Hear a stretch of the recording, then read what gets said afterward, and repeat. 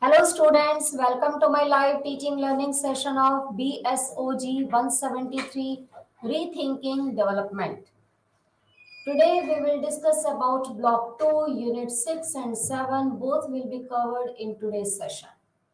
In previous session we have discussed about rethinking development, the meaning of development, what is the meaning of development, underdevelopment and developing economies, how we can classify whole world into these three concepts, like what type of economies are developed, what type of economies are developing, and what type of economies are called underdeveloped.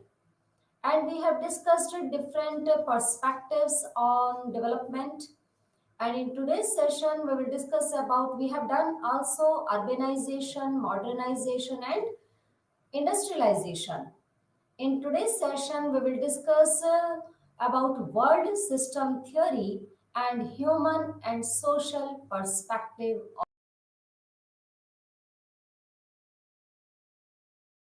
Is the main title of this unit, and unit 7, the main title of this unit is Human and Social Perspective of Development.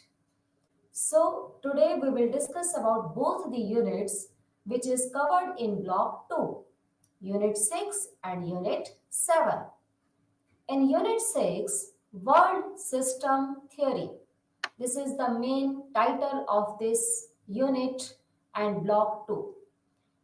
In this, we will discuss about what are the major intellectual influence of world system theory, what is the meaning of world system theory, and critique to the modernization paradigm of development, dependency theory, and beyond that theory, and other inspirations, key concepts, and definitions. What is world system theory? Core, periphery, and semi periphery countries are which type of countries? A historical perspective on the capitalist world economy, origin and development, and criticism and evaluation. In Unit 6, all these topics we have to study in today's session. So let us start from the theory which is known as world system theory. What is the meaning of this world system theory and who propounded this theory?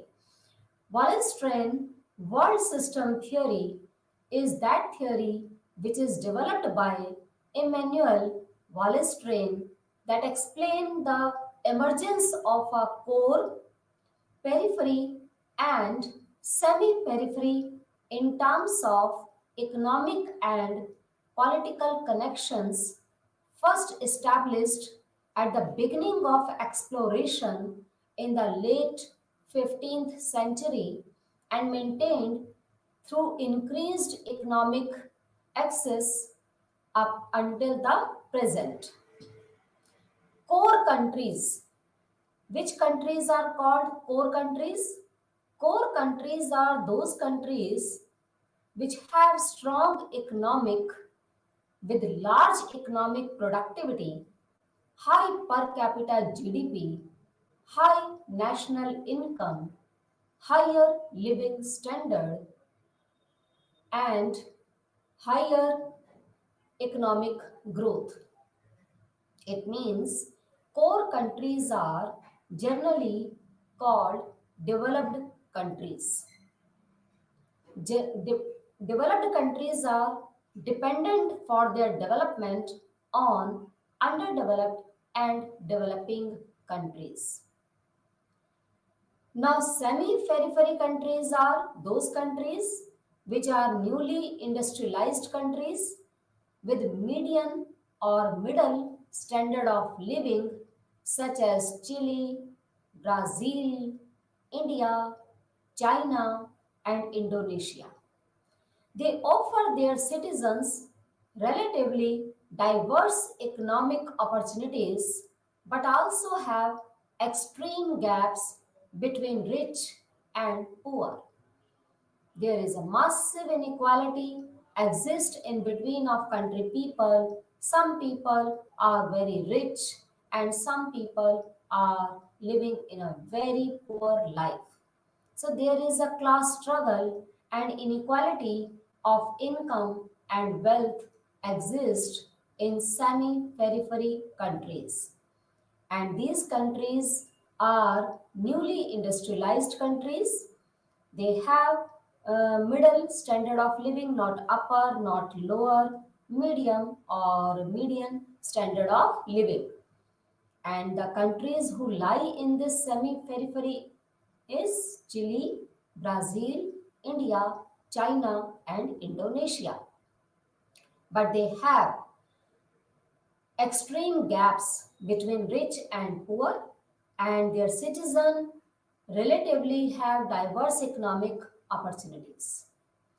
And third type of countries are called periphery countries that have low level of economic productivity, low per capita income, low national income, low living standard of the country people.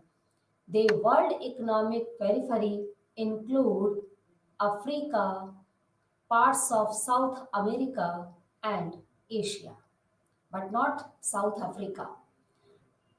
African continent economic access up until the present.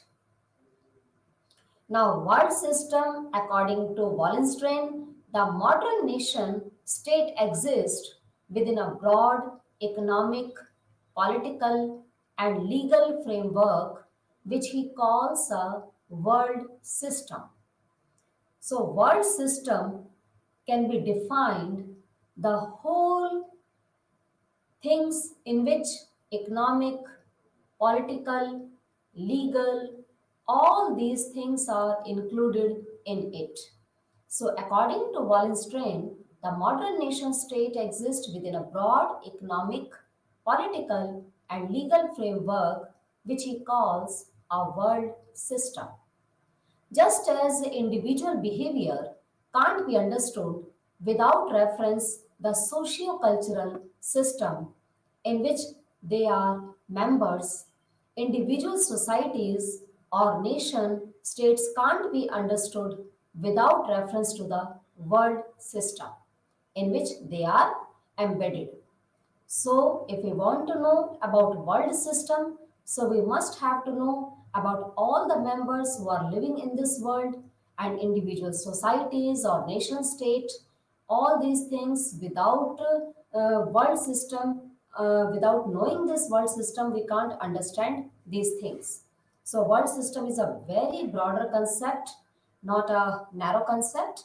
And in this concept, we include whole world economy. Now, how we can classify the whole world economic system in a three parts or in three categories, that is core, periphery and semi-periphery or margin. So periphery countries are those countries which are known as underdeveloped countries, which have low per capita income, low national income, low standard of living, massive poverty, huge population, and so many other problems exist in periphery countries. Core countries are generally called developed countries who have high per capita income, high national income, higher living standard, and higher industrialized activities and higher living standard of the country people. They mainly trade with periphery countries and semi-periphery countries. And diffusion of technology also exists because diffusion means change in cultural, change in technologies which occur from time to time. So diffusion of technologies, almost all underdeveloped countries and developing countries are dependent upon modern technologies and advanced technologies on core countries, and core countries are mainly dependent for raw material and other manpower or labor which is available in a developing and underdeveloped countries in abundant. So developed countries are dependent on periphery countries and semi-periphery countries for their development of their own country. And same as underdeveloped countries and developing countries are also dependent upon core countries for getting modern and advanced technologies and getting capitals which they have lack of capital formation. That's why they are dependent for capital on core countries. So both countries and three types of these countries are core, periphery and semi-periphery are interrelated and interconnected with each other. This can be explained with the help of dependency theory, which was propounded by Parrish, after that Paul Barron. Now, world system theory in this dependency theory is a body of social science theory predicted or predicated on the notion that resources flow from periphery of poor and underdeveloped countries to a core or wealthy states, enriching the latter at the expense of the former. It is the central contention of dependency theory that poor states are impoverished and rich ones enriched by the way poor states are integrated into the world system. Dependency theorists like Andre Gunder Frank were criticized by later Marxists because it only described the relationship between the core and periphery countries as a two-tier model and does not explain fully. That's why this theory was criticized by Marxist theorists. Wallenstein, who gave world system theory, Wallenstein refined Frank's dependency theory in his world system theory. So, dependency theory is a social science theory which tells us that how resources flow from periphery to core countries. Peripheries are underdeveloped countries and core countries are wealthy states which are very enriched in resources, but sometimes they are dependent on underdeveloped countries for their higher growth rate. So in this case, poor states remains poorer and rich becomes more richer. So this is called dependency theory. The main central contention of this theory that poor states are impoverished and rich ones enriched by the way poor states are integrated into the world system. So Wallenstein refined Frank's dependency theory in his world system theory. Next is three-tier structure. As we have discussed that there are three types of countries exist in whole world system theory. One is core, second is periphery, third is semi-periphery. Core countries in this processes that incorporate higher level of education, higher salaries and more technology exist in core countries. These countries are called wealthy states. These countries generate more wealth in the world economy. And periphery countries processes that incorporate lower level of education, lower salaries, and less technology, it generates less wealth in the world economy. And third type of countries are semi-periphery countries. It places where core and periphery processes are both occurring. In other words, we can say that semi-periphery is the situation which lies in between of core and periphery. So it places that are exploited by the core but then exploit the periphery. It serves as a buffer between core and periphery countries. So this is the three-tier structure of core, periphery and semi-periphery countries. What are the characteristics of these countries? Core countries have lots of characteristics or features. Core countries are generally known as wealthy states. They have rich areas, diversified economic activities, higher level of technology, higher living standard of the country people, higher wages, economic and politically they are more strong and they have more power and they are well industrialized countries and they are very rich in a wealth and they have more advanced and modern technologies. Semi-periphery countries have some characteristics like these countries lie in between of core and periphery status. And the characteristics of both core and periphery countries are included in semi-periphery countries. And the features of periphery countries are these countries are generally called poorer countries or underdeveloped countries or less developed countries. They have narrow range of production, low per capita income, low national income, lower wages rate, lower level of technology, little economic and political power, and they are mainly their country people mainly engaged in primary sector or agriculture sector and for extracting the raw material core countries are dependent upon periphery countries because periphery countries are rich in raw material but they have lack of manufactured goods and they have lack of capital formation. That's why these countries are called underdeveloped countries. Now, what is the difference between core and periphery? The core and periphery are interdependent, although they greatly differ in characteristics. The core covers very small area, but economically they are very dominant, they are very strong. It has a heavy concentration of economic activities. Infrastructure is highly developed in core countries and it is the center of innovation, research.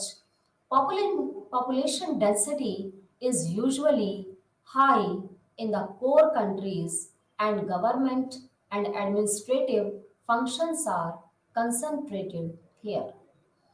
In periphery countries, it covers a very large area and infrastructure is very poorly developed and the economic activities are within the primary sector which is known as agriculture sector. Most of the country people are still engaged in agriculture sector. In periphery countries, the GDP level or gross domestic product is very low in periphery countries and the periphery is in a subordinate position to the core. This is the basic difference between core and periphery countries. Now next is the history of capitalism origins. How this capitalism originated. The concept of capitalism originated. You know that there are different forms of economic system which are exist in whole world. Before the origin of capitalism, feudalism were exist in the economy. Before feudalism, uh, primitive community, the economic system was exist in the economy. So there are five economic system. One is primitive community, second is feudalism, third is capitalism, fourth is socialism, and fifth is mixed economy. Some countries in a whole world, some countries are following the system of capitalist economy. They have followed capitalism system and they are going on the path of progress and development with adopting this capitalism system. But some other countries have followed socialism and they are doing growth and development with the help of socialist economy. And Indian economy adopted mixed economic system in which both capitalism and socialism advantages are included and disadvantages are removed. So, history of capitalism origins is the capital relation arises out of an economic soil that is the product of a long process of development. The so called primitive accumulation Marx is poking fun at bourgeois historiography, according to which the wealth of the few is historically based on the dilig- diligence and frugality of a small number of people. Generally, capitalism is a system in which wealthy or rich person or all the factors of production or mode of production are owned by private or individual person. In capitalist system, there is a lot of freedom for consumers and producers. They don't have any restrictions put by government because government does not interfere in economic activities in a capitalist economic system. In capitalist system, there is a main motive is profit earning, not social welfare. Their main aim is to earn maximum profit, and producer is free to produce any commodity, and consumer is also free to consume any commodity. Whatever consumer demand for the commodity, producer always produce those goods and services. And the price of the commodity is fixed by demand and supply curve, which is known as price mechanism. It's a free system, it's a free mechanism system through which demand and supply forces can determine each and every commodity price which is produced by the producer. So, capital relation arises out of an economic soil that is the product of a long process of development. And Marx was the great criticized. Marx was the mainly favor. Marx gave favor to socialism, and Marx was against of this capitalist system. Marx believed that socialism is the best way to improve the condition of the country, and socialism is also the best way to fill the gap in between of rich and poor society of the country people. Capitalist economy increases the gap in between of rich and poor people, but socialist economy fill this gap. So if we want to reduce the class struggle, the conflicts between rich and poor, and if we want to make equal distribution of income and wealth, then we must have to adopt socialist economic structure rather than capitalist economic structure. So Marx was the great economist and a politician, and he gave favor to mainly socialist economic structure rather than capitalist structure. A brief history of capitalism. Feudal system preceded capitalism in Europe. Everyone owned private property, some property or products produced on other property. Most could support selves. 15th century enclosure movement forced people of what had been public land, sent them looking for work in cities, provided labor force needed for industrialization. It means capitalist system originated after feudal system. And feudalism was that system in which landlord who have very high land area, they are called feudals. and they mainly concentrated the whole power in their hands. In that system, landlords decided all the economic activities and all means of productions are owned by feudal or feudalist system. So feudal system preceded capitalism in which continent, European continent, in Europe, and everyone owned some property or product produced by others' property. So in 15th century, enclosure movement forced people off what had been public and sent them looking for work in cities. And they provided labor force needed for industrialization. So this is the brief history of capitalism.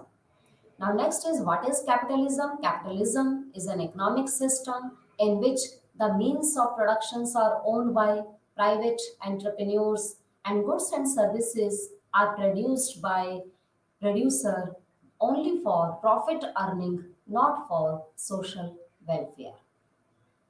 In this capitalism system, people set up business using capital, land, factories, wealth in order to produce goods and services to make money, thereby creating more capital for themselves. So their main motive is to earn profit, not social welfare.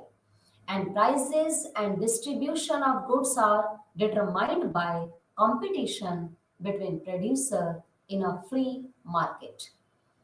And how prices are determined? Prices are determined with the help of demand and supply forces. Demand generally made by consumer and supply is made by producer. Demand curve is downward sloping and supply curve is upward sloping. These demand and supply are called two blades of scissors which can determine the equilibrium price with the help of intersection.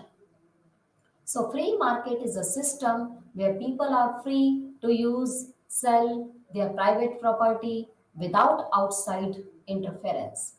And profit motive means the desire to produce more goods and services in order to gain more profit, more wealth.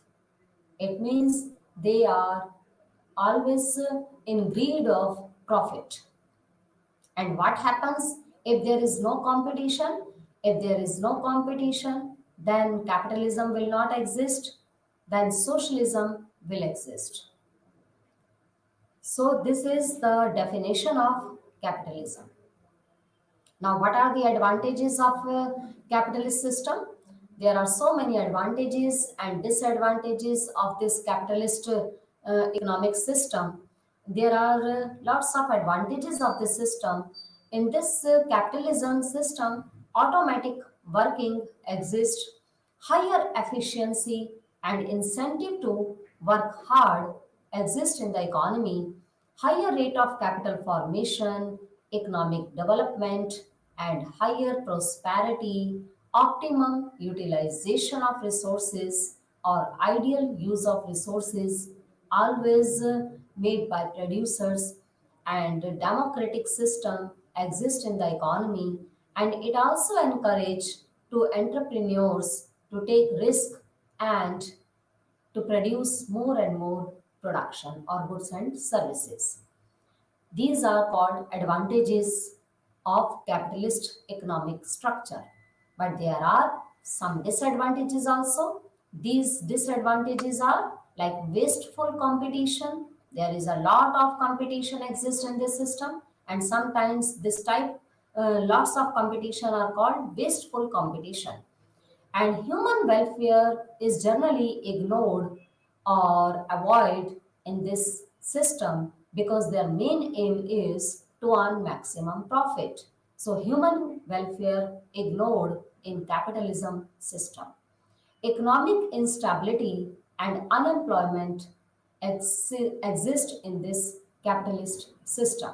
That's why 1929 to 33, that period is known as worldwide depression period, which mainly occurred in USA and UK economy, who have followed this capitalist economic structure, and they were suffering from huge unemployment problem. Near about 17 to 20% people were unemployed at that time. That's why capitalism system increases economic instability and unemployment also.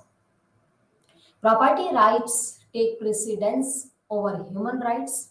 It means human rights play less role and property rights play important role. Class struggle, class conflicts, rich and poor gap, all these exist in the capitalism structure. Social injustice and economic inequality always present in capitalism economic structure, and misallocation of resources, emergence of monopolies, and concentration of economic power in a few hands exist in this capitalism structure. That is the main drawback of this system, and malpractices also exist in this system. So these are called disadvantages of capitalism system. Next is criticism of world system theory. Now we can criticize this world system theory because it reflects a deterministic point of view. Wallenstein believed since the world system had been fully developed by the 1950s, no country would be able to enter the system and successfully compete. Countries in the periphery would probably never be able to catch up economically with those in the core and did not factor the prior dominance of China. So, world system theory, which was propounded by Immanuel Wallenstein, who said that economy can be classified into three parts or three categories, that is core, periphery, and semi-periphery. This theory was criticized by some other thinkers and economists. They said that countries in the periphery would probably never be able to catch up economically with those in the core, and Wallenstein believed that the world system had been fully developed by the 1950s and no country would be able to enter the system and successfully compete. But this theory has some disadvantages. That's why it was criticized by some thinkers. And what are the critics of Wallenstein and his theory? His critics made by Andre Gunder Frank, the world system is much older. The world system is a consequence of a system that originated in Asia. And Janet Abu Lughod, the modern world system did not emerge in the 16th century, and during the medieval era, the world economy centered on the Middle East. This is the critic of Wallenstein world system theory. Now, next is conclusion of this unit 6. This section has highlighted that the world system theory, drawing from various intellectual traditions, provides an advanced, a sophisticated understanding of inequality as a result of the rise and development of capitalist world economy. It has focused on world system theory as a critical perspective to a capitalist development and modernization. So, this is the world system theory and critics of this world system theory, which we have discussed in Unit 6. Now, we will start Unit 7. Unit 7 is Human and Social Perspective. This is also the perspective on development. In this, we will discuss the introduction of human and social perspective. What is the meaning of this? What is human development? How it can uh, give important role in development? And what is social perspective on human development? Capability approach to development, development as freedom, process of human development, and ideas which is connected with human development perspective, and in last conclude the unit 7 in this unit what we have discussed. So let us start from introduction of unit 7. The topic is human and social perspective. Introduction. In this unit, we will discuss human and social development perspective. Before that, let us discuss different meanings of the word development. For some, development can signify a change in positive direction in people's life as an increase in income or betterment of individual well-being. Generally, what is the meaning of development? Development refers to positive directions in people's lives. Development refers to betterment of individual well-being. Development refers to increase the income of the country people. But there are still others who believe that there is need to expose the different definitions of development, as it has not reduced the inequalities of income and wealth between the different nations. Next is the Pakistani economist Mehboob Haq and Indian economist Amritya Sen together worked to develop the Human Development Index. HDI. What is HDI? HDI is Human Development Index. Human Development Index stressed that people and their capabilities should be the basis of accessing development of a country.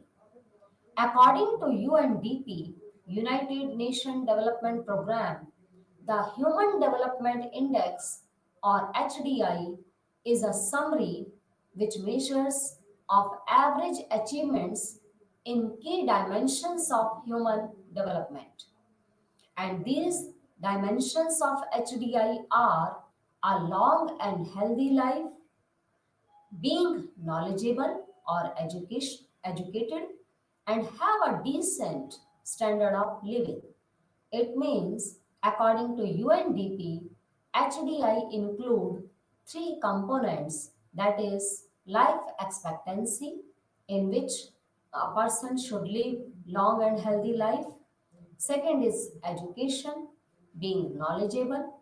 And third is a higher living standard, have a decent standard of living. So these three components are included in HDI, through which we can define what type of economy is developing economy and whose HDI rank is higher in world HDI rank. Human development.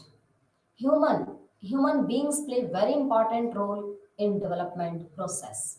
Now let us discuss the distinctiveness of human development approach. If an approach of development focuses on the economic growth, then the unit of analysis is the economy, and the market prices play an important role in policy making linked to development. In the human development approach, the focus is on the person, and the economy is just one of the aspects that helps people lead a healthy life, pursue education and jobs, and increase their well-being or standard of living. The human development approach thus puts people first and focuses on their freedom and capability. It was in 1990 that United Nations Development Programme UNDP introduced a new approach to advance human well-being. It is known as human development approach. This idea of human development was present in Human Development Report, which was produced by UNDP United Nations Development Program. In addition to this UNDP report, the different countries also produced their national and regional human development reports. These reports evaluated the quality of life of a population and proposed ways for its improvement. Next is the other aspects of the society, as health and education are also important for getting higher human development, because education and health are the key component of human capital formation, and human beings contribute in the development of the economy. It play very important role for the growth and development of the nation. So the other aspect of the society, as health and education, are also very important. For example, during the outbreak of the COVID-19 pandemic in 2020, the major concerns of the countries of the world was the availability of hospitals, infrastructure as beds and ventilators to treat the COVID-19 patients. The availability of healthcare facilities and services was an asset in dealing with the health crisis. This proved that healthcare facilities can be more significant than national income. So, in development, not only increase in national income or per capita income give contribute to increase the economic development, education and health facilities also give more contribution in the development of the country. So, at the time of COVID-19 pandemic, each and every country realizes that hospital infrastructure and all healthcare facilities and services was really an asset in dealing with the health crisis, and this proved that health facilities play very significant role in development beyond that national income. Social perspectives on development or human development. What are the social perspective of human development? Social development influence human development as social institutions deeply impinge on individuals to exercise their capabilities. If people are highly educated and people have good health, you know that in a sound body, sound mind exists. And if people have sound body and sound mind, then they are more capable than others. And if they are more capable, then they can give more contribution in production of goods and services. So social development always influences human development as social institutions deeply impinge on individual to exercise their capability.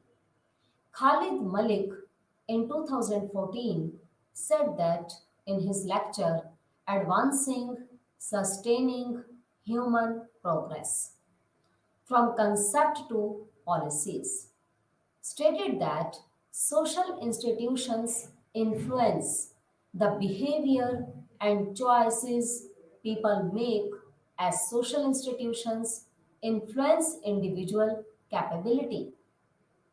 Social institutions are the non-profit making institutions or NGOs and non-state institutions like the non-governmental organization, in short form NGOs, we can say that, neighborhood associations and sports clubs.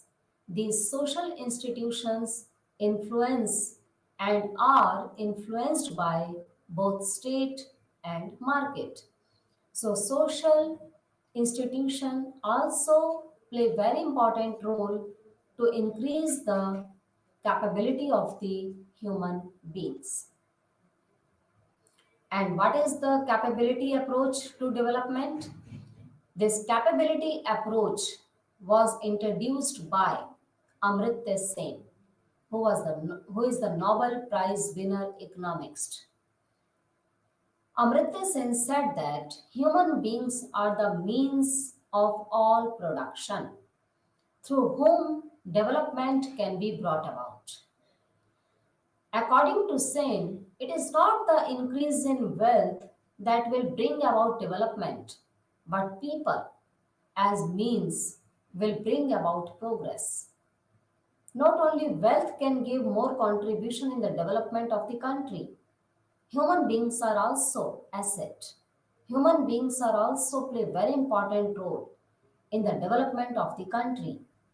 So Amartya Sen mainly emphasized the role of human beings in growth and development of the country rather than wealth and other capital asset. He argued that the pursuit of more wealth is only an intermediate goal and it should be seen in terms of how it improves human life. For example, countries might have high national income, but may rate low in terms of well-being of people. If in some countries they have rich higher income or higher national income, but if people are living at a lower standard of living, then how economy can progress? How economy can reach at the development path? So development should improve the quality of human life. Human life, on the other hand, can be visualized through the capability approach. The capability approach to development contains three key concepts. One is functioning, second is capability, and third is agency. So this capability approach to development was developed by Nobel Prize winner, Indian economist Amartya Sen, who mainly emphasized the importance of human beings and human capabilities, which can play a very important role in the development and progress of the economy rather than wealth, rather than capital, rather than uh, the higher national income. Now, in the book Development as Freedom, this is the book written by Amartya Sen, Development as Freedom. Amartya Sen argued that in development, the focus should be on the enlargement of people's freedom. The development approach that focuses on GNP or gross national product is only means to secure the expansion of freedom enjoyed by people in society. But exercise of freedom is also dependent on social and political rights and facilities for education and health. According to Sen, development requires the removal of many bases of unfreedom as unavailability of public facilities and meager economic opportunities for poverty alleviation, fantasism of repressive states, and social deprivations. Sometimes, due to poverty, people can't satisfy their nutrition needs or access health, care, and education. But unfreedom can also be because of the lack of healthcare programs as the time of the pandemic in 2020. So development as freedom, it means development should enlarge people's freedom. If people are free to do work, if people are free to think about the way how they can more contribute in the country's growth and progress, then it will also help in the achievement of development. Next is development as freedom. We can define this freedom are only the primary ends of development. They are also among its principal means. In addition to acknowledging fun- foundationally the evaluative importance of freedom, we also have to understand the remarkable empirical connection that link freedom of different kinds with one another. Political freedom. Freedom has so many types. Economically, we should free. Politically, we should free to speak, and we should uh, we should get freedom politically, economically, socially. In all aspects, freedom play very important role in the achievement of development. Political freedoms in the form of speech and elections help to promote economic security. Social opportunities in the form of education and healthcare facilities. It facilitates economic participation. Economic facilities in form of opportunities for participation in trade and production can help to generate personal abundance as well as public resources for social facilities. So, freedom of different kinds can strengthen one another. So, development as freedom and freedom play very important role in the development of the country. And what type of freedom we must have to achieve? Politically, we should free. Economically, we should get freedom. And socially, we should be free to attain these facilities of education and medical. And socially, economically, we should be free for participating in trade and production. Politically, we should be free to speech for speech and election. So if all these type of freedom exist in the economy, then definitely it will give more contribution in the achievement of development. Next is process of human development. Mehboob Haq recognized four concerns for the application of human development. And what are these four applications of human development? These are equity, means equal distribution of income and wealth; efficiency, it means optimum utilization of resources; participation, each and every person should be free to participate in trade and other activities of the economy in a manner so that present generation needs and future generation needs both can be satisfied without any compromising. However, there may also be other concerns as the respect for human rights. Human and Social Perspective and Denulian 2009, the four concerns equity, efficiency, participation, and sustainability. These four concerns identified by Mehboob al Haq to be adhered. Mehboob al Haq is the Pakistani economist, and he adhered in the process of development are as follows. Equity is not same as equality.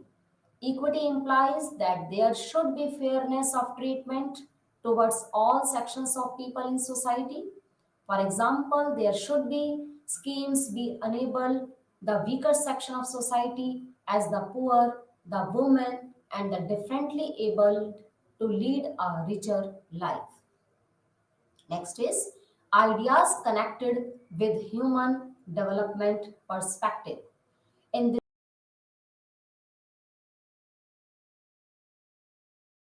development, such as basic needs, human rights, and human security.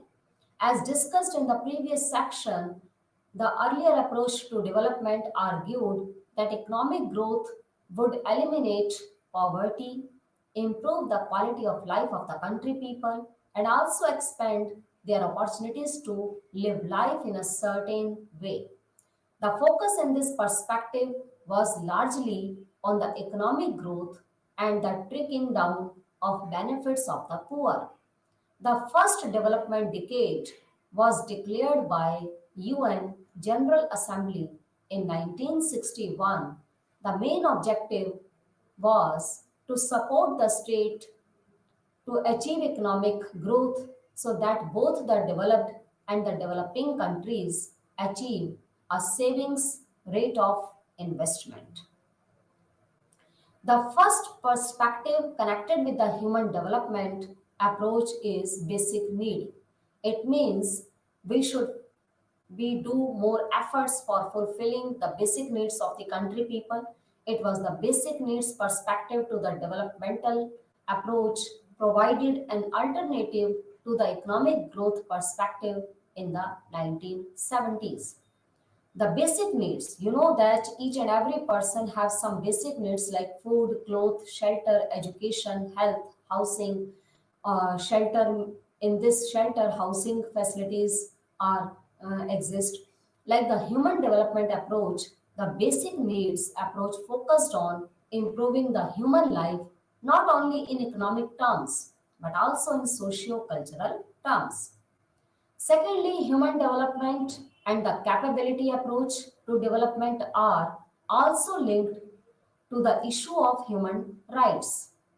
According to the Human Development Report 2000, both these approaches work to secure the freedom, well being, and dignity of people, while the Human Development approach accesses the progress in a society through the freedom available to the individuals, and the human right enhances human development by focusing on rights and obligations of individual.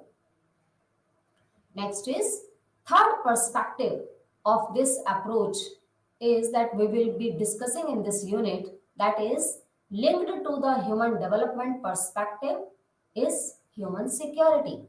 In first perspective, we have discussed basic need. In second perspective, freedom. And third perspective, human development. In this, human security is also very necessary for developing human beings categories or society. As developing countries increasingly faced internal conflicts, the notion of human security in the human development approach highlights that military solutions are not enough to tackle the problems in a conflict ridden society. The 1994 Human Development Report stated safety from such chronic threats as hunger, diseases, repression, and protection from sudden and harmful disruptions in the pattern of daily lives, whether in homes, jobs, or communities, are also very necessary for getting higher economic development.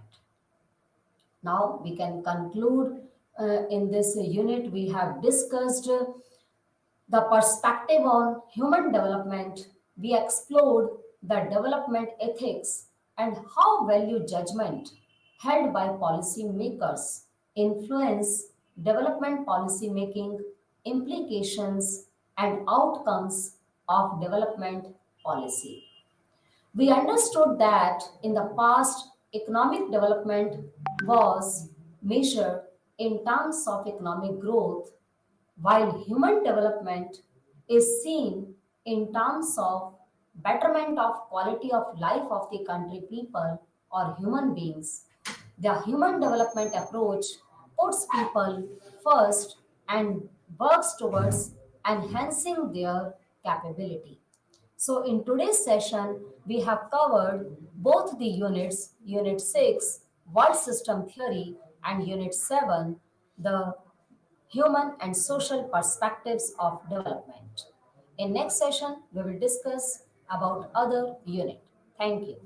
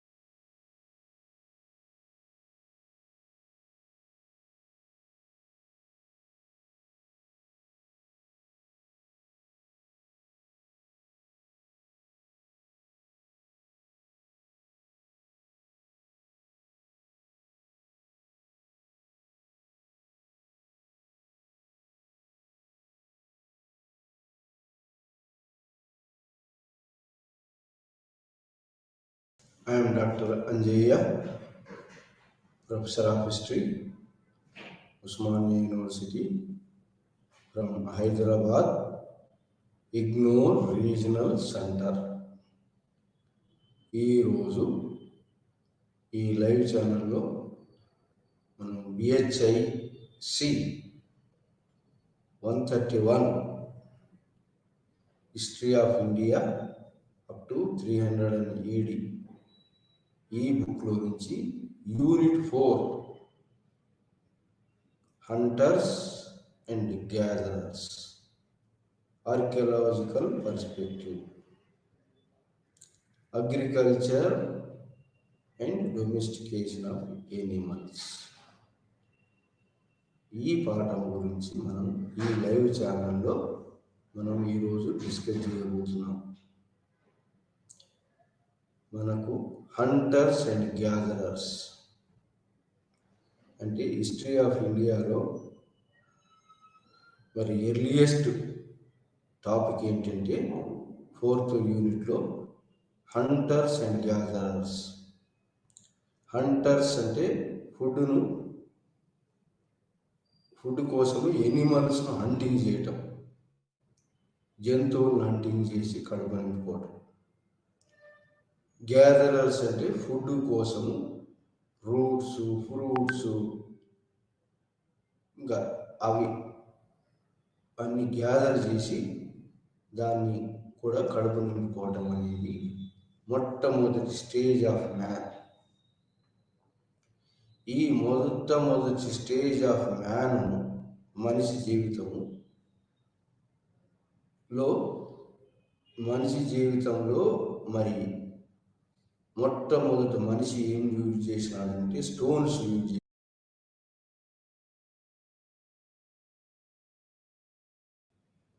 Hunting కోసం అనుకోండి, gathering of food కోసం అనుకోండి.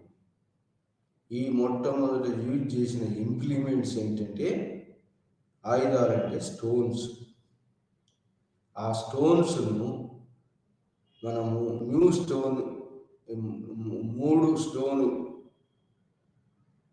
ఏజ్లుగా విభజించాము.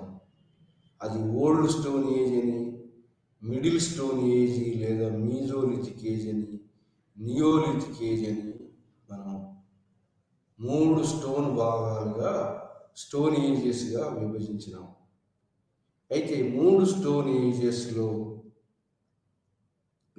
Last age ఏంటంటే stone age neolithic age. Neolithic ఏజ్లో man was agriculture start చేసినాడు, domestication of animals start చేసినాడు, జంతువులను మంచిగా పెంచడం. కానీ అంతకంటే ముందు ఉన్నది old stone mesolithic age, paleolithic age, mesolithic age అంటారు. ఈ ఏజ్ లో అన్నిటికన్నా చాలా పెద్ద విశాలమైనటువంటి పీరియడ్ను కవర్ చేసేటువంటి ఏజ్ ఏంటంటే పాలియోలిథిక్ ఏజ్, అంటే పాత రాతి యుగం. పాత రాతి యుగంలో మనిషి యొక్క జీవనం చాలా ఏళ్ళు గడిచిపోయింది. అంటే దాదాపు 2 లక్షల సంవత్సరాల నుంచి 10,000 సంవత్సరాల దాకా ఈ యొక్క పాలియోలిథిక్ ఏజ్ గడిచిపోయింది. అంటే చాలా దీర్ఘకాలం పాలియోలిథిక్ ఏజ్. మరి మనిషి హంటర్గా, గ్యాదరర్గా ఉన్న సమయం ఎక్కువ కాలం ఉన్నది. అందుకోసము ఈ పాలియోలిథిక్ ఏజ్ని, పాలియో అంటే ఓల్డ్, లిథిక్ అంటే స్టోన్, ఈ ఓల్డ్ స్టోన్ ఏజ్ని మనం 3 భాగాలుగా విభజించాము. దాన్ని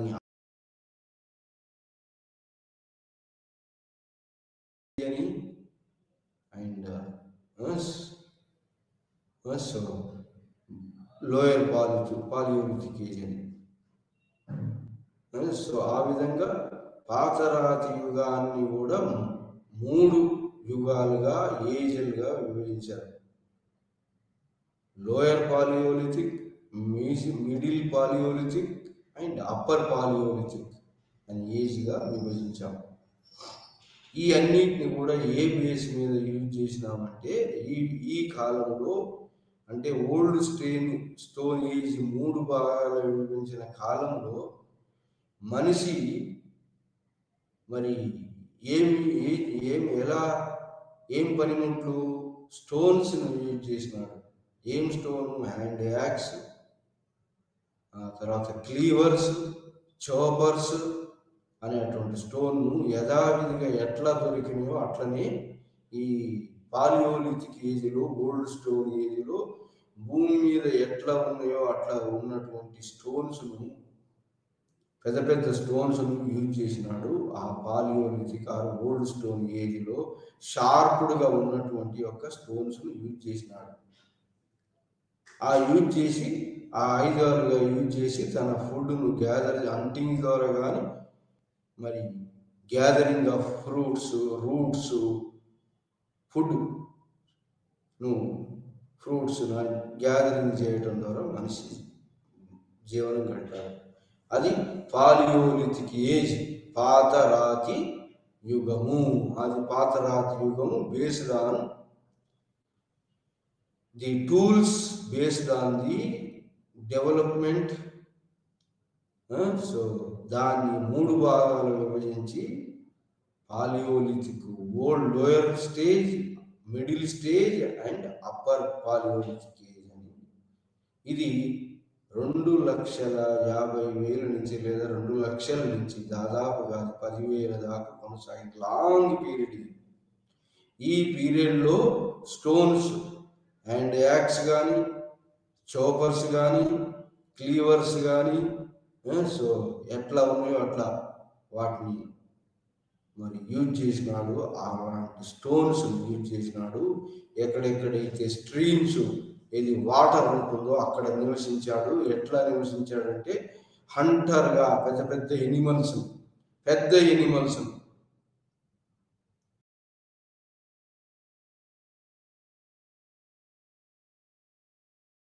గ్యాదరింగ్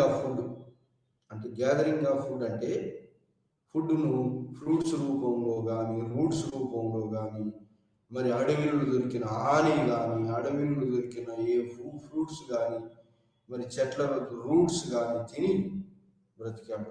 ఆ విధంగా Hunter stage and gatherer stage ఉండేది ఏది పాలియోలిథిక్ ఏజ్లో.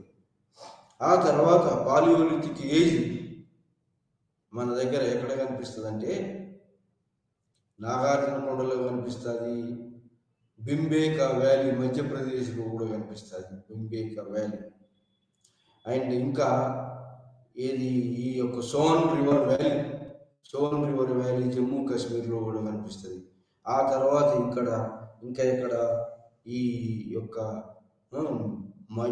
ఈ మధ్యప్రదేశ్లో కూడా కనిపిస్తుంది, బెలాన్ వ్యాలీ మధ్యప్రదేశ్లో, మరి తమిళనాడులో, ఆంధ్రాలో, మరి ఇంకా గుజరాత్లో, ఉత్తరప్రదేశ్లో, పంజాబ్లో, ఇక అంతటా దాదాపుగా భారతదేశంలో పాలియోలిథిక్ ఏజ్ సెటిల్మెంట్స్ అంతటా కనిపిస్తాయి. దాదాపుగా అంతటా కనిపిస్తాయి. సోన్ రివర్ వ్యాలీలో బాగా ఎక్కువ కనిపిస్తాయి. ఎక్కువ మెటీరియల్ దొరుకుతుంది.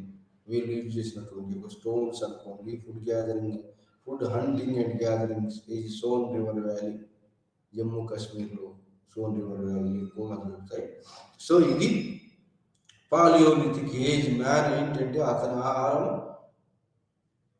Hunting the big animals and gathering the food, roots, fruits, honey, ఇవి ఫారెస్ట్లో దొరికేటువంటి అవన్నీ మరి ఇతని యొక్క అభిరుచి పాలియోలిథిక్ ఏజ్. తర్వాత మీజోలిథిక్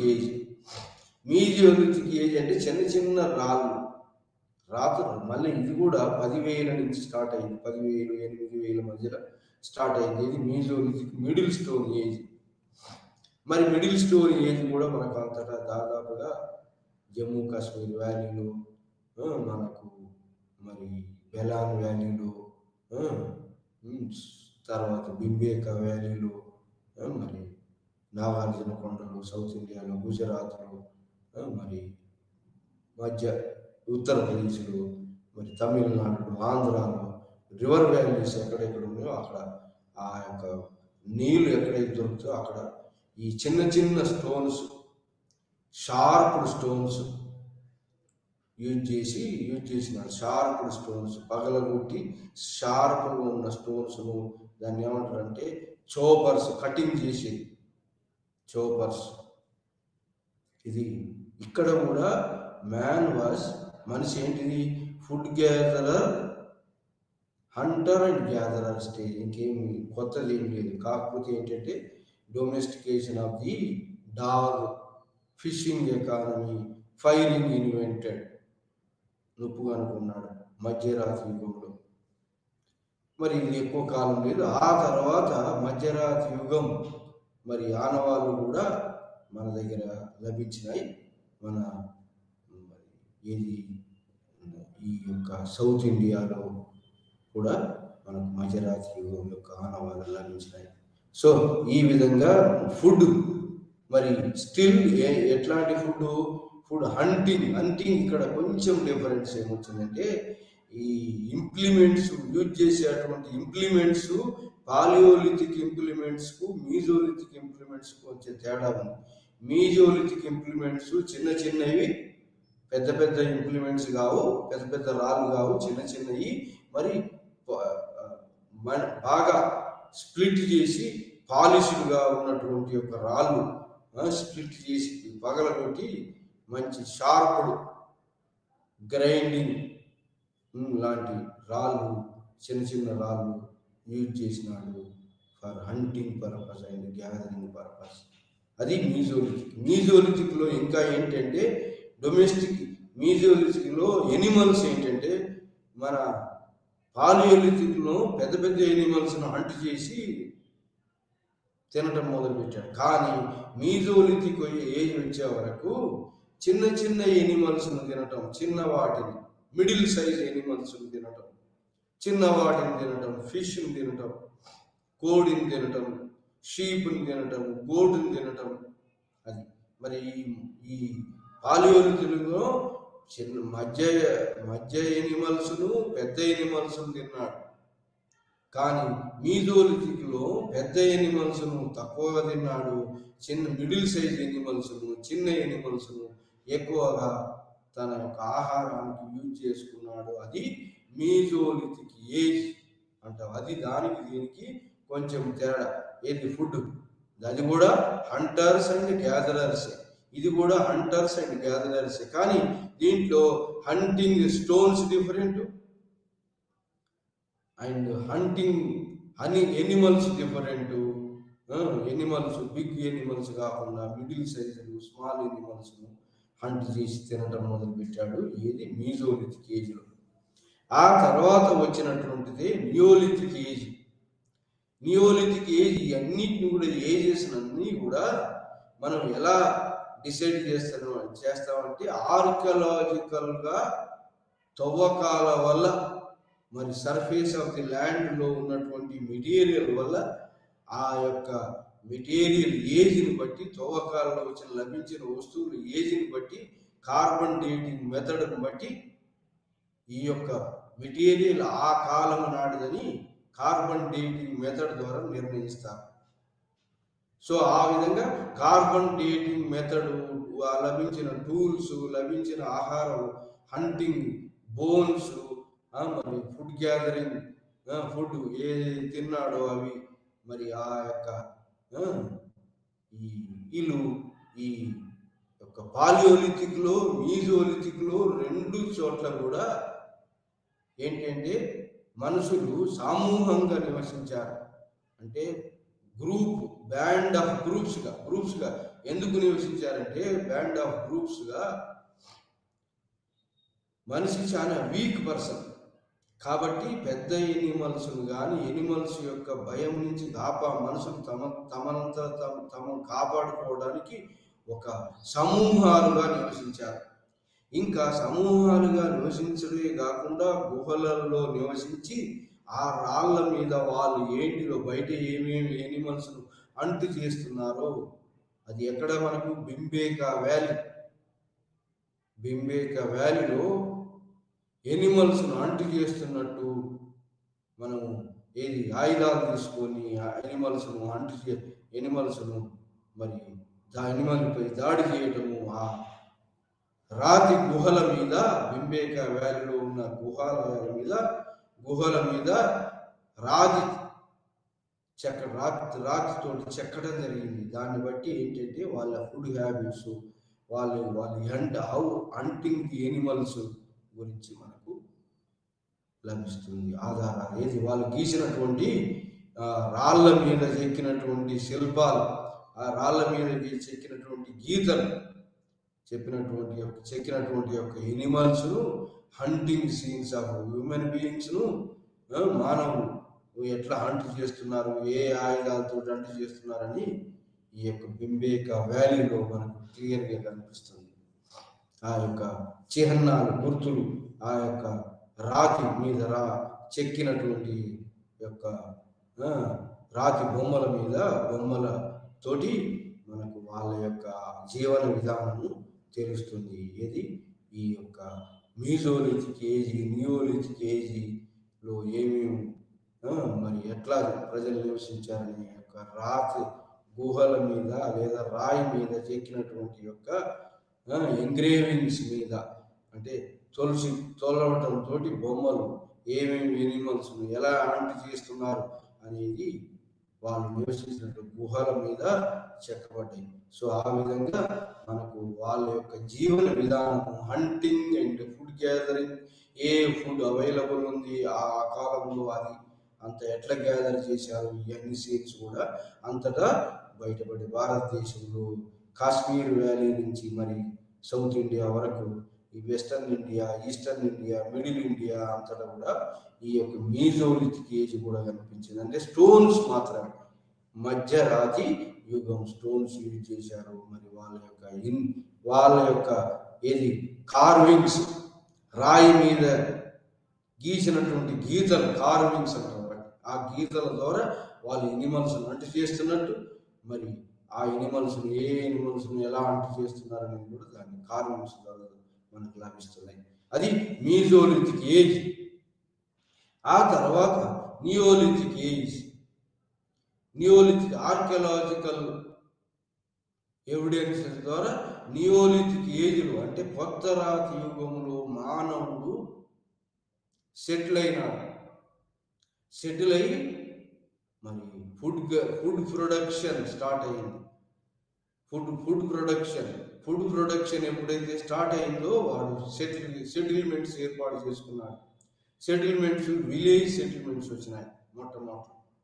సో ఆ విధంగా food production and domestication of animals, ఈ రెండు వచ్చినాయి. ఏ కాలంలో? నియోలిథిక్ ఏజ్లో కూడా అన్ని సమాంతరంగా జరగలేదు. Food production and hunting the animals అన్ని చోట్ల, ప్రపంచంలో అన్ని చోట్ల ఒకే కాలంలో జరగలేదు. చూడండి, food production and hunting, domestication of animals Nile వ్యాలీలో, ఈజిప్టియన్ నైల్ వ్యాలీలో 12,500 ప్రాంతంలోనే ఫుడ్ ప్రొడక్షన్ ఉంది. వాళ్ళు బార్లీని పండించారు. ఎక్కడ? ఈజిప్టియన్ నైల్ వ్యాలీలో, అప్పర్ నైల్ వ్యాలీలో, ఆస్వాన్ డ్యామ్ అప్పర్ నైల్ వ్యాలీలో మరి వీట్ అండ్ బార్లీ పండించినట్టుగా ఎవిడెన్స్ ఉంది. కానీ ఫుడ్ మొదలు పెట్టారు, కానీ డొమెస్టికేషన్ ఆఫ్ ఎనిమల్స్ లో వాళ్ళు వెనకబడి ఉన్నారు. ఎనిమల్స్ డొమెస్టికేట్ చేయలేదు. అంటే food production, domestication of animals ఒకేసారి జరగాలని ఏం లేదు. మొదలు ఫుడ్ ప్రొడక్షన్ చేసి సెటిల్ అయిన తర్వాత డొమెస్టికేషన్ ఆఫ్ ఎనిమల్స్ రీడింగ్ మొదలు పెట్టారు. ఆ విధంగా నియోలిథిక్ సెటిల్మెంట్స్ అనేవి మొట్టమొదట్లా మనము ఇంతకుముందు ఏమనుకున్నారంటే ఆర్కియాలజిస్ట్, హిస్టోరియన్స్ అంతా ఈ వెస్ట్ ఏషియాలోనే మొదలైంది, అని అనుకున్నారు. కానీ ఇప్పుడు అట్లా కాదు. మరి నైల్ వ్యాలీలో, నైల్ వ్యాలీలో, ఈజిప్ట్ ఎక్కడ, ఆఫ్రికాలో ఉన్న నైల్ వ్యాలీలో మొట్టమొదటిసారి ఈ యొక్క food production, settled life of people Nile వ్యాలీలో లభించింది. ఆ తర్వాత నెమ్మదిగా డొమెస్టికేషన్ ఆఫ్ ఎనిమల్స్, ఆ వీట్ బార్లీ పండించారు మొట్టమొదటిసారి 12,500 పీరియడ్లో. ఆ తర్వాత బయటపడింది ఏంటంటే వెస్ట్ ఏషియాలో ఎక్కడెక్కడ బయటపడింది, ఎక్కడెక్కడ 7,000, 12,000 ఏదైతే 7,000, 8,000, 7,000 ప్రాంతంలో పశ్చిమ ఆసియాలో, వెస్ట్ ఏషియాలో మొట్టమొదట పాలస్తీనాలో బయటపడింది. పాలస్తీనా తర్వాత ఏషియామైన టర్కీలో బయటపడింది. ఇది neolithic age settlements. Neolithic age man settled in a village communities వచ్చినాయి. అంతకుముందు ట్రైబల్ కమ్యూనిటీస్గా ఉండేది. ఏది Palaeolithic, Mesolithic ఏజ్గా tribal temporary settlements ఉండేది. అట్లా కాకుండా ఇప్పుడు పర్మనెంట్ సెటిల్మెంట్స్, మరి ఈ విలేజ్ సెటిల్మెంట్స్ వచ్చినాయి. ఎక్కడ? ఈజిప్ట్ నైల్ వ్యాలీలో, ఆ తర్వాత వెస్ట్ ఏషియాలో మొట్టమొదటిసారి పాలస్తీనాలో, ఆ తర్వాత టర్కీలో, ఆ తర్వాత సిరియాలో, ఆ తర్వాత ఇరాక్, ఇరాక్ మెసొపొటేమియాలో, ఆ తర్వాత ఇరాన్లో. సో ఈ విధంగా 7,000 క్రీస్తు పూర్వము 7,000 8,000 సంవత్సరాల మధ్యలో 7,000 నుంచి మరి 6,000 దాకా ఈ యొక్క సెటిల్మెంట్ వెస్ట్ ఏషియాలో జరిగింది. ఇది మరి పశ్చిమ ఆసియాలో మొదటి నైల్ వ్యాలీ తర్వాత ఈ యొక్క నియోలిథిక్ ఏజ్ సెటిల్మెంట్స్ మరి ఇక్కడ జరిగిన. ఇక్కడ కూడా వీట్ బార్లీ పండించారు. ఎక్కడ? ఈ యొక్క వెస్ట్ ఏషియాలో ఈ ఎక్కడ అది ఈ యొక్క సో ఈ Palestine, Turkey, Syria, then Mesopotamian valley of ఇరాన్లలో మొట్టమొదటిసారి వ్యవసాయం, మరి పంటలు పండించినట్టుగా ఆధారం. దాంతోపాటు పంటలతో పాటు వాడు ఇంకోటి ఏంటంటే domestication of animals, big animals కాకుండా వాడు ఏం చేసినాడు, middle animals, sheep, goat, cow, ఇవన్నీ ఏమిటికి పనికి వస్తాయి? పాలకు పనికి వస్తాయి, మాంసానికి పనికి వస్తాయి. కౌ వ్యవసాయానికి పనికి వస్తుంది. సో కాబట్టి ఈ ఎనిమల్స్ను డొమెస్టికేషన్ ఆఫ్ డాగ్ కూడా ఉన్నది. సో ఈ విధంగా ఈ ఎనిమల్స్ను వాడు వెస్ట్ ఏషియాలో మొదలుపెట్టాడు.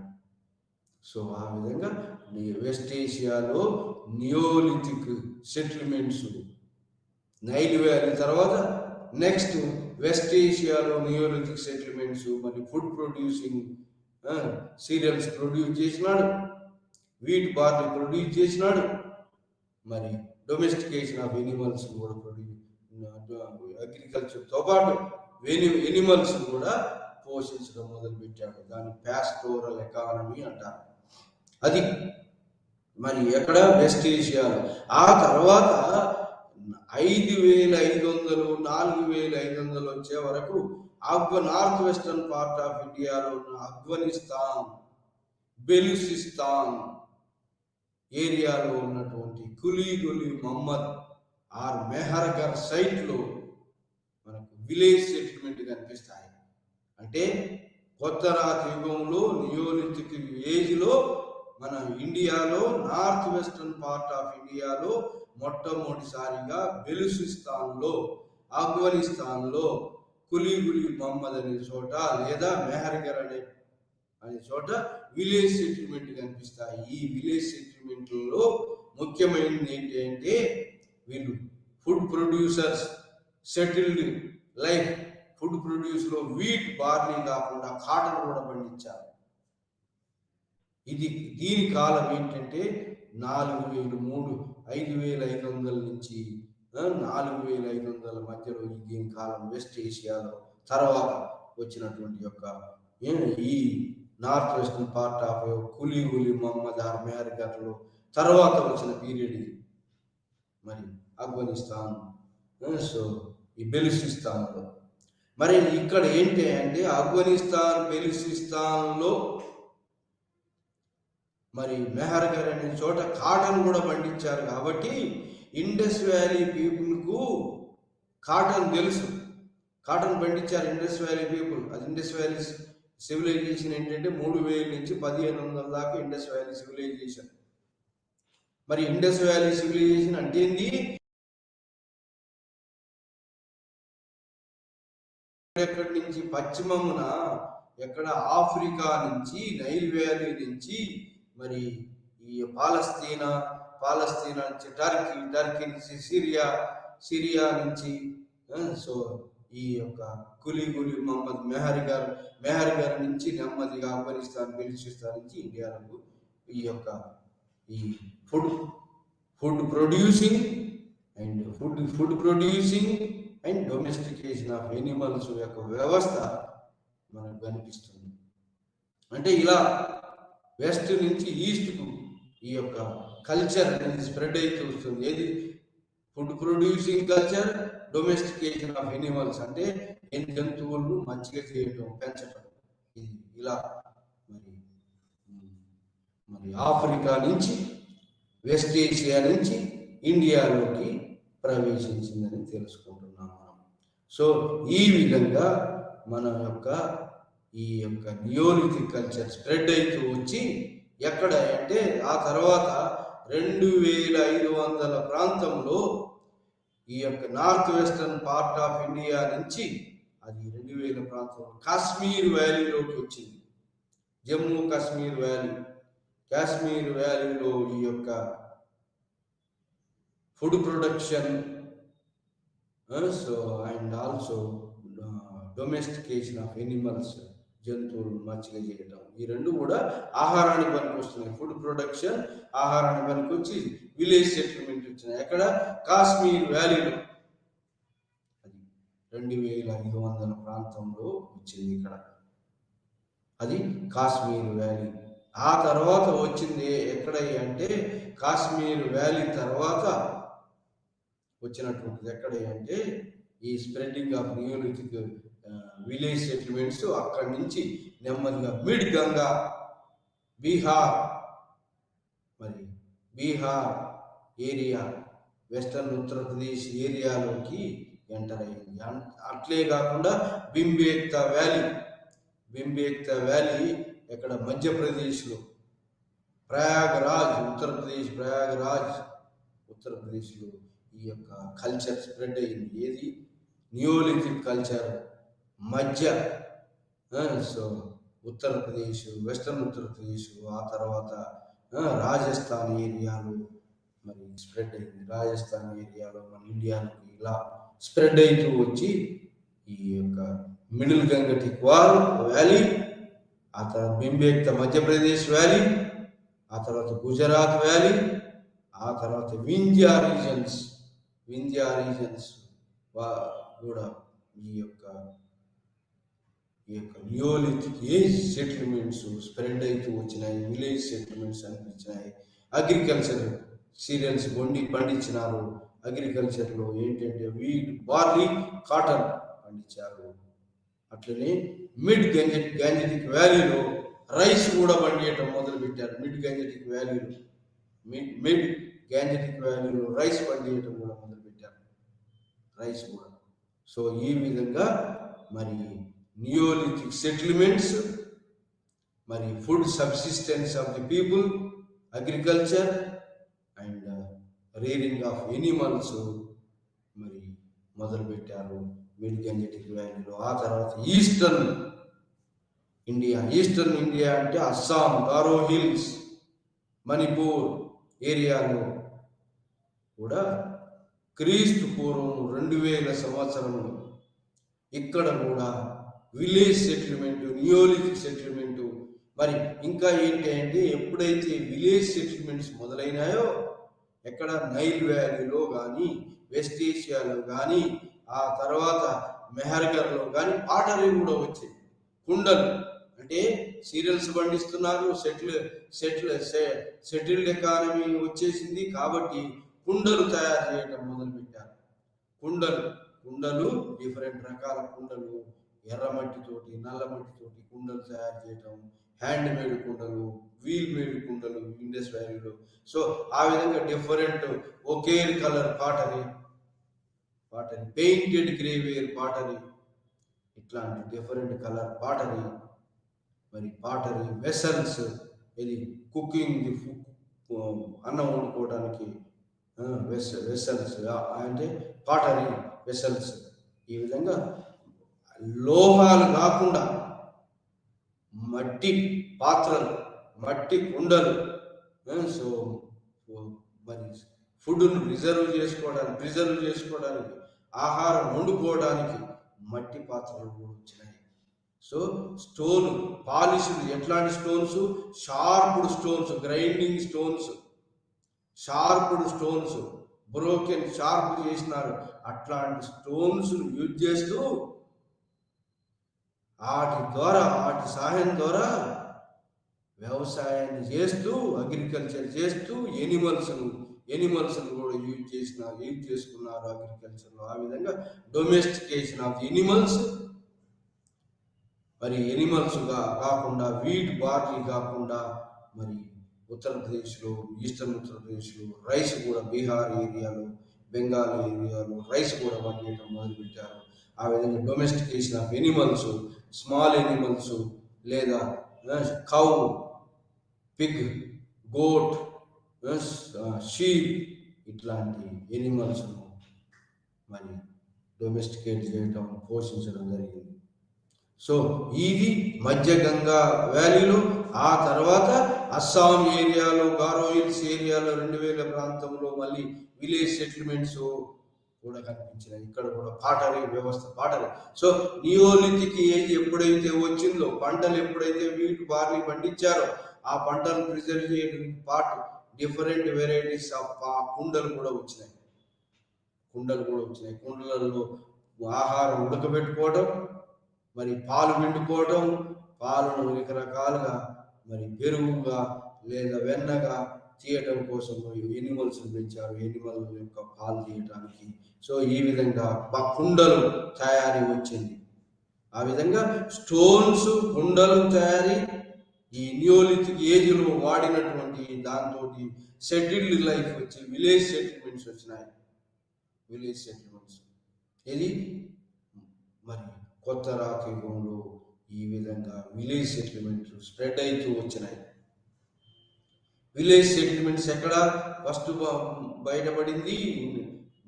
మెహర్గర్లో, కులి మహమ్మద్ అని చోట బయటపడింది. దాని తర్వాత village settlements Indus valley areas వచ్చే వరకు విలేజ్ సెటిల్మెంట్స్ ఏమైంది? అర్బన్ సెటిల్మెంట్స్గా మారినాయి. అర్బనైజేషన్ వచ్చింది. దాన్ని ఇండస్ వ్యాలీ సివిలైజేషన్. ఇదే కాకుండా ఈ నియోలిథిక్ ఏజ్లో మట్టి దిబ్బలు, మట్టితో తయారు చేసిన ఇండ్లు కట్టుకోవడం మొదలుపెట్టారు. చెక్కతో తయారు చేసిన వుడ్ పైకప్పుగా మరి మట్టితో తయారు చేసిన ఇటుకలు వాడినారు. ఇండ్లు రెక్టాంగులర్ ఏరియా తోటి, అంటే చతురస్రం కాకుండా దీర్ఘ చతురస్ర ఆకారంలో ఇండ్లు నిర్మించినాయి.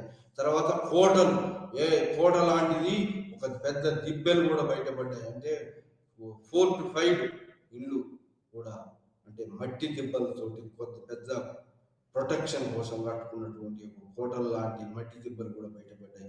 ఆ విధంగా ఇండ్లు, మట్టి దిబ్బలు, మరి మట్టి పాత్రలు, మరి stone tools, different variety of stone tools, మరి ఈ గ్రైండింగ్ స్టోన్స్, మరి ఈ సీరియల్స్ బట్టి పట్టడానికి గ్రైండింగ్ ఇది ఈ ఇసురాయి లాంటివి కూడా బయటకు వచ్చినాయి. తర్వాత ఈ యొక్క settled man, agriculture, domestication of animals, కాబట్టి ఆర్నమెంట్స్ కూడా మరి కాటన్ కూడా ఉత్పత్తి చేసినాడు. కాటన్ యొక్క గుడ్డలు వేసుకున్నాడు. మరి మరి ఈ యొక్క ఆర్నమెంట్స్ కూడా తయారు చేసుకున్నాడు. ఆ విధంగా మనిషి సో జీవనం ఇలా మార్పు చెందుతూ వచ్చింది. అదే ఈ యొక్క నియోలిథిక్ సెటిల్మెంట్ ఎక్కడ బయటపడ్డాయంటే ఇంకా ఆ తర్వాత వింధ్యా రీజియన్లో బెలాన్ వ్యాలీలో, మధ్యప్రదేశ్లో, గుజరాత్లో, మరి సౌత్ ఇండియాలో, ఒడిస్సా ప్రాంతంలో, ఒడిస్సా మహానది ప్రాంతంలో, తర్వాత సౌత్ ఇండియాలో కృష్ణా, గోదావరి, కావేరి, పెన్నా ఈ నదులోయ ప్రాంతంలో కూడా ఈ నియోలిథిక్ సెటిల్మెంట్స్ కనపడ్డాయి. ఈ నియోలిథిక్ సెటిల్మెంట్స్ ఎప్పుడంటే నియోలిథిక్ సెటిల్మెంట్ నాగార్జునకొండలో, సౌత్ ఇండియాలో ముఖ్యంగా నాగార్జునకొండలో all paleolithic, mesolithic, neolithic settlement. ఆ తర్వాత నియోలిథిక్ సెటిల్మెంట్స్ తర్వాత కాపర్ ఏజ్ వచ్చింది. కాపర్ నియోలిథిక్, చాలికోలిథిక్ ఏజ్ కూడా ఆ తర్వాత వచ్చింది. సో అంటే కాపర్ వాడారు. ఫస్ట్ మెటల్ మనం మానవుడు యూజ్ చేసింది కాపర్ కాబట్టి కాపర్ ఏజ్ కూడా వచ్చింది సౌత్ ఇండియాలో. సో ఆ విధంగా మరి నియోలిథిక్ ఏజ్లో సెటిల్డ్ మ్యాన్ సౌత్ ఇండియాలో, నాగార్జునకొండలో, భింబేకా వ్యాలీలో, మధ్యప్రదేశ్లో, ఒడిస్సాలో, తమిళనాడులో, మరి అట్లే కేరళలో, ఈ అంత ప్రదేశంలో కూడా సౌత్ ఇండియాలో కూడా ఈస్టర్న్ ఘాట్స్, వెస్టర్న్ ఘాట్స్ ఈ ప్రాంతాలలో కూడా ఈ యొక్క నియోలిథిక్ సెటిల్మెంట్స్ మనకు బయటపడ్డాయి. నియోలిథిక్ సెటిల్మెంట్స్ లో ఒకటి కేరళలో ఒకటి పెద్ద పెద్ద రాళ్ళు ఉపయోగించి రాతి యొక్క కోటను కట్టి ఒకటి బయటపడింది. ఎక్కడ? కేరళలో పెద్ద పెద్ద రాళ్ళు నుంచి కోట కట్టారు. ఆ కోట ఆనవాళ్ళు బయటపడ్డాయి. ఎక్కడ? కేరళలో. సో ఈ విధంగా మరి సౌత్ ఇండియాలో మరి రకరకాల ప్లేసులలో ఈ యొక్క నియోలిథిక్ సెటిల్మెంట్స్, కొత్త రాతి యొక్క సెటిల్మెంట్స్, మట్టి పాత్రలు, మరి ఆంధ్రాలో అయితే రైస్ పండించటము, మిల్లెట్స్ పండియటం, రైస్ మిల్లెట్స్ పండియటం, వీట్ బార్లీతో పాటుగా మిగతా పంటలు కూడా పండియటం మొదలుపెట్టారు. ఎక్కడ? ఆంధ్రాలో, తమిళనాడులో, కావేరీ బేసిన్లో. సో ఈ విధంగా డిఫరెంట్ పంటలు పండియటం మొదలుపెట్టారు. ఇది మరి నియోలిథిక్ సెటిల్మెంట్స్ లో ఈ సౌత్ ఇండియా కాకుండా ఇంకా ఏంటంటే వెస్టర్న్ ఇండియా అంటే రాజస్థాన్, అరావలి హిల్స్ ఏరియాలో కూడా సెటిల్మెంట్స్, నియోలిథిక్ సెటిల్మెంట్స్ కనపడ్డాయి మనకి. అరావలి హిల్స్ గుజరాత్ ఏరియాలో, మహారాష్ట్ర ఏరియాలో, సెంట్రల్ ఇండియా, మధ్యప్రదేశ్లో, డీప్ సౌత్ ఏరియాలో కూడా, ఈస్టర్న్ ఇండియా మరి గోదావరి, కృష్ణా, గోదావరి నదులు ప్రవహించి సముద్రంలో కలిసే చోట్ల కూడా ఈ యొక్క సో నియోలిథిక్ సెటిల్మెంట్స్ మనకు కనిపించినాయి. ఇక్కడ కూడా వీట్ బార్లీతో పాటు ఇంకా ఏంటి రైస్ పండించారు. రైస్తో పాటు ఇంకా గ్రీన్ గ్రామ్ పెసలు కూడా పండించారు. తర్వాత మిల్లెట్స్ కూడా పండించారు. తర్వాత రాయలసీమ ఏరియాలో అయితే రాగి పండించడం మొదలుపెట్టి సౌత్ ఇండియాలో రాగులు వచ్చినాయి పంటలు.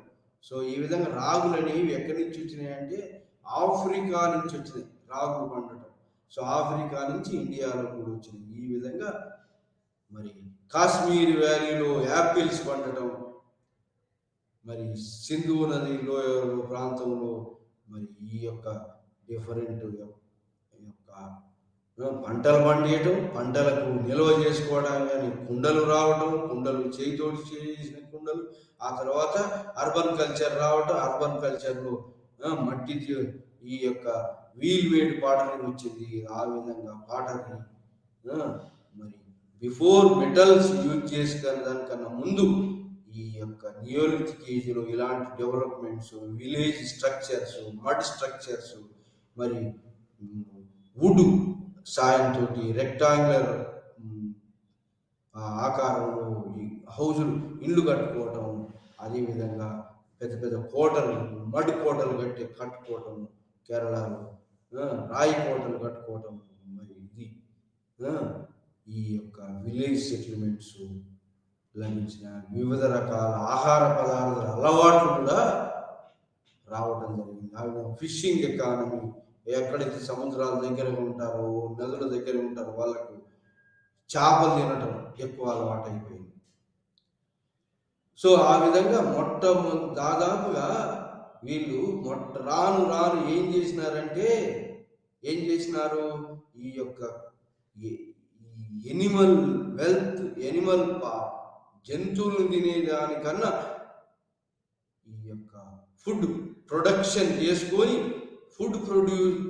Food cereals, different cereal, wheat, barley, rice, jowar, green gram, green gram పెసళ్ళు, మరి మిగిలినవి, తర్వాత ఈ యొక్క దాల్, డిఫరెంట్ మూంగ్ దాల్, రెడ్ దాల్, ఇంకా డిఫరెంట్ ఇది హార్స్ దాల్, ఇలాంటి పంటలు, రాగి, మిల్లెట్స్, ఆయిల్ సీడ్స్, ఇలాంటి పంటలు పండినాయి. కాటన్ ప్రొడక్షన్ కూడా జరిగింది, చేశారు. సో ఈ విధమైన డిఫరెంట్ పంటలు, different type of stone tools, neolithic ఏజ్లో people were settled, food domestication of ఎనిమల్స్ను, మరి డొమెస్టికేషన్ ఆఫ్ ఎనిమల్స్ కాకుండా ఫుడ్ ప్రొడ్యూసింగ్. ఆ విధంగా రాను ఎనిమల్స్ మీద, హంటింగ్ ఆఫ్ ఎనిమల్స్ లేదా ఎనిమల్ ఫ్లెష్ మీద తక్కువగా డిపెండ్ అయ్యి ఫుడ్ ప్రొడక్షన్ మీద, ఫుడ్ ప్రొడ్యూస్ చేసి ఫుడ్ గ్రెయిన్స్ మీద, ఫుడ్ ఏది wheat, barley, green gram, jowar, మరి ఇంకా అదేవిధంగా horse dal, so different varieties of food, మరి రైస్, సో ఇలాంటివి పండించి ఈ ఫుడ్ గ్రెయిన్స్ మీద ఎక్కువగా ఆధారపడటం, జంతువుల యొక్క డొమెస్టికేషన్ ఆఫ్ ఎనిమల్స్, వాటి ఆహారం మీద తగ్గిపోవడం రాను నియోలిథిక్ సెటిల్మెంట్స్ లో మరి జరుగుతుంది. ఇంకా ఈ నియోలిథిక్ సెటిల్మెంట్స్ లో మరి మనుషుల యొక్క ఇది చనిపోయిన వాళ్ళకు ఎలా మరి రైట్స్ చేయాలో, burial rights, cremation rights, burial rights అని ఈ యొక్క నియోలిథిక్ ఏజ్లో బయటపడ్డాయి. ఈ విధంగా నియోలిథిక్ ఏజ్లో ఎన్నో డెవలప్మెంట్స్ జరిగి పాటరీ వ్యవస్థ వచ్చింది, కుండలు వాడే వ్యవస్థ వచ్చింది. అదేవిధంగా ప్రొఫెషనల్, ఈ అన్నిటితోటి మనం ఏంటి అంటే class division, professional class division వచ్చినట్టుగా భావించవచ్చు. ఇండ్లు వచ్చినాయి, సెటిల్డ్ లైఫ్ వచ్చింది, కుండలు చేసే వాళ్ళు ఉన్నారు. ఆ తర్వాత వివిధ రకాల వస్తువులు తయారీ, వస్తువులు కూడా మట్టితోటో లేకపోతే చెక్కతోటో తయారు చేశారు, కానీ ఈ మెటల్స్ యూజ్ చేయలేదు. కాటన్ వస్తువులు తయారైనాయి, మరి ఇంకా వేరు ఫుడ్ గ్రెయిన్స్ కూడా వచ్చినాయి. సో ఆ విధంగా మరి వస్తు సామాగ్రిని తయారు చేసుకోవటం, మరి సో ఫుడ్ గ్రెయిన్స్ వండియటం, వాటికి కావాల్సిన పనిముట్లు, బులక్ కార్ట్స్ కూడా వచ్చినాయి, హార్సెస్ కూడా వచ్చినాయి. ఈ యొక్క ఫుడ్ గ్రెయిన్స్ ఒక చోటు నుంచి ఒక చోటుకి ట్రాన్స్పోర్ట్ చేయడానికి. ఆ విధంగా వచ్చినటువంటి యొక్క డెవలప్మెంట్ నియోలిథిక్ స్టేజ్లో విలేజ్ సెటిల్మెంట్స్ నెమ్మదిగా అర్బన్ సెటిల్మెంట్ మారటానికి ఈ చిన్న జనపదాలు కలిసి, టెరిటోరియల్ కింగ్డమ్లు కలిసి మహాజనపదాలు, టెరిటోరియల్ కింగ్డమ్స్, గొప్ప రాజ్యాలు, టెరిటోరియల్ కింగ్డమ్స్, రాజరిక రాజ్యాలు, పెద్ద రాజ్యాలు ఏర్పడ్డాయి. ఆ విధంగా ఏర్పడ్డ వాటిల్లో షోడశ మహాజనపదాలు, దక్షిణాదిలో అస్మక అని షోడశ మహాజనపదాలు ఏర్పడ్డాయి. ఆ షోడశ మహాజనపదాల నుంచే మరి అర్బన్ కల్చర్ వచ్చింది. ఆ విధంగా మరి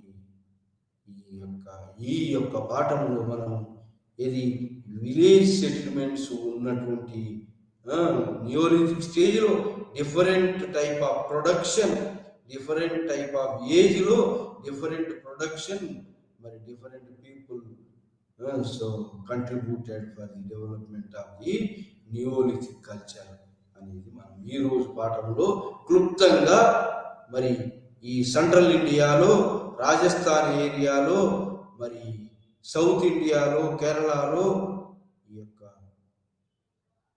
యొక్క neolithic settlements, neolithic food production జరిగి మరి ఈ యొక్క ఈ విధంగా నియోలిథిక్ సెటిల్మెంట్స్లో కాటన్ కూడా యూజ్ చేశారు, రైట్స్ యూజ్ చేసినారు, వీట్, బార్లీ, తర్వాత మిల్లెట్స్ తర్వాత రాగి, మరి domestication of animals, cow, goat and sheep, milk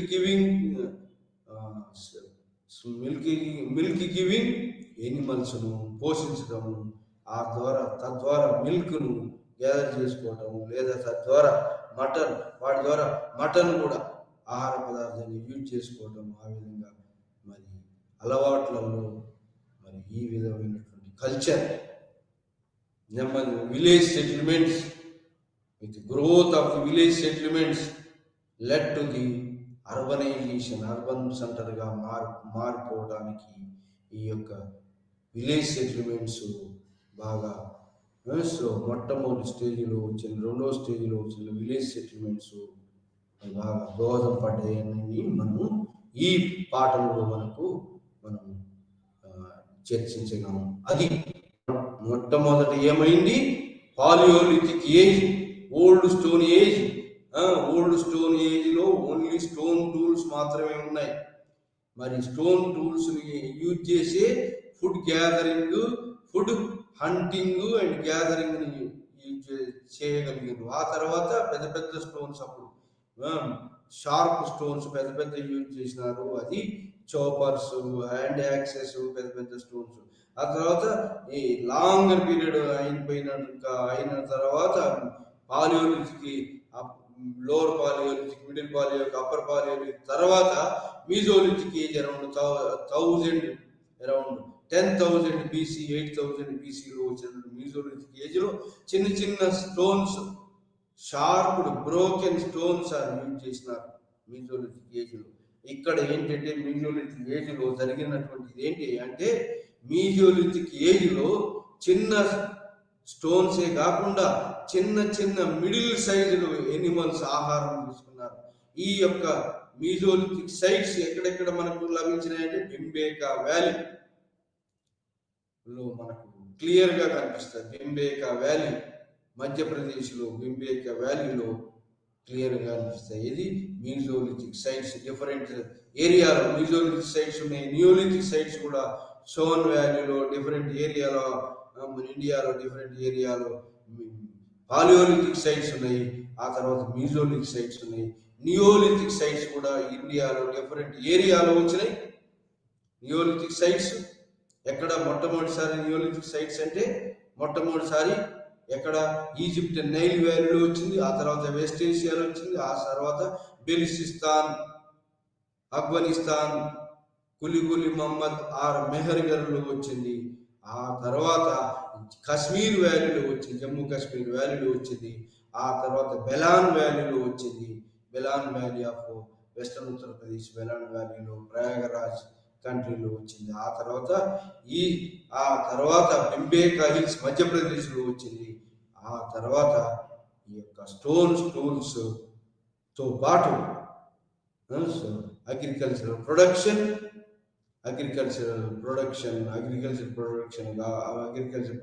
wheat, barley కాకుండా మిల్లెట్స్ పండటం, గ్రీన్ గ్రామ్ పండటం, మరి అది కాకుండా మరి మిల్లెట్స్ గ్రీన్ గ్రామ్ కాకుండా ఈ యొక్క తువర్ దాల్, కందిపప్పు లాంటిది, ఈ యొక్క ఈ మూంగ్ దాల్తో పాటు హార్స్ దాల్, ఈ విధంగా రైనోసారసెస్, ఎలిఫెంట్స్ కూడా ఉన్నాయి. ఏది?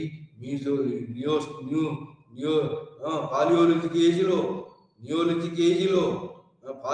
మీజోలిథిక్ ఏజ్లో ఎలిఫెంట్స్, టైగర్స్, బోర్, పిగ్స్, మరి అదేవిధంగా జిరాఫీ, మరి lion, so different types of birds అన్నిటిని కూడా ఆహారంగా యూజ్ చేసుకున్నారు. ఎవరు? Paleolithic, neolithic, paleolithic and mesolithic age వాళ్ళు hunters and gatherers, food gatherers. అది తర్వాత ఆ 2 స్టేజ్ల తర్వాత different different of stone material use చేసినారు. ఎవరు? పాలియోలిథిక్ వాళ్ళు, మీజోలిథిక్ వాళ్ళు different so stone material use చేసినారు. Based on stone material archaeological sites material base మీద ఈ old stone age, mesolithic age divide అయిన. ఆ తర్వాత neolithic age settlement 8000 or 7000 onwards. Neolithics ఈ యొక్క సెటిల్మెంట్స్ కూడా యూనిఫామ్ గా లేవు. నియోలిథిక్ సెటిల్మెంట్స్ లో ఏంటి అంటే ఫుడ్ ప్రొడక్షన్ జరిగింది, ఎనిమల్స్ సాయంతో ఫుడ్ ప్రొడక్షన్ జరిగింది. ఫుడ్ గ్యాదరింగ్ పోయి ఫుడ్ ప్రొడ్యూసింగ్ స్టార్ట్ అయింది. ఫుడ్ ప్రొడ్యూసింగ్ ఎప్పుడైతే స్టార్ట్ అయిందో మరి ఈ డొమెస్టికేషన్ ఆఫ్ ఎనిమల్స్ కూడా డొమెస్టిక్ సాధకం కూడా మొదలు పెట్టారు. ఇది 2 చేంజెస్. మరి ఈ విధంగా నియోలిథిక్ సైట్స్ లో మొట్టమొదటిసారి అగ్రికల్చర్ వ్యవస్థ ఎక్కడ కనిపించిందంటే ఈజిప్ట్ నైల్ వ్యాలీలో కనిపించింది. ఆ తర్వాత అగ్రికల్చర్ వ్యవస్థ ఎక్కడ కనిపించిందంటే ఈ యొక్క ఈ అగ్రికల్చర్ వ్యవస్థ వెస్ట్ ఏషియాలో పాలస్తీనా, టర్కీ, సిరియా, లెబనాన్, సో ఈ ప్రాంతాల్లో మరి ఈ యొక్క ఆహార పదార్థాలు వండియటం, డొమెస్టికేషన్ ఆఫ్ ఎనిమల్స్ రీడ్ చేయటం, ఈ 2 కూడా. మరి ఎనిమల్స్ లో కూడా ఏంటి అంటే ఈ యొక్క కౌ,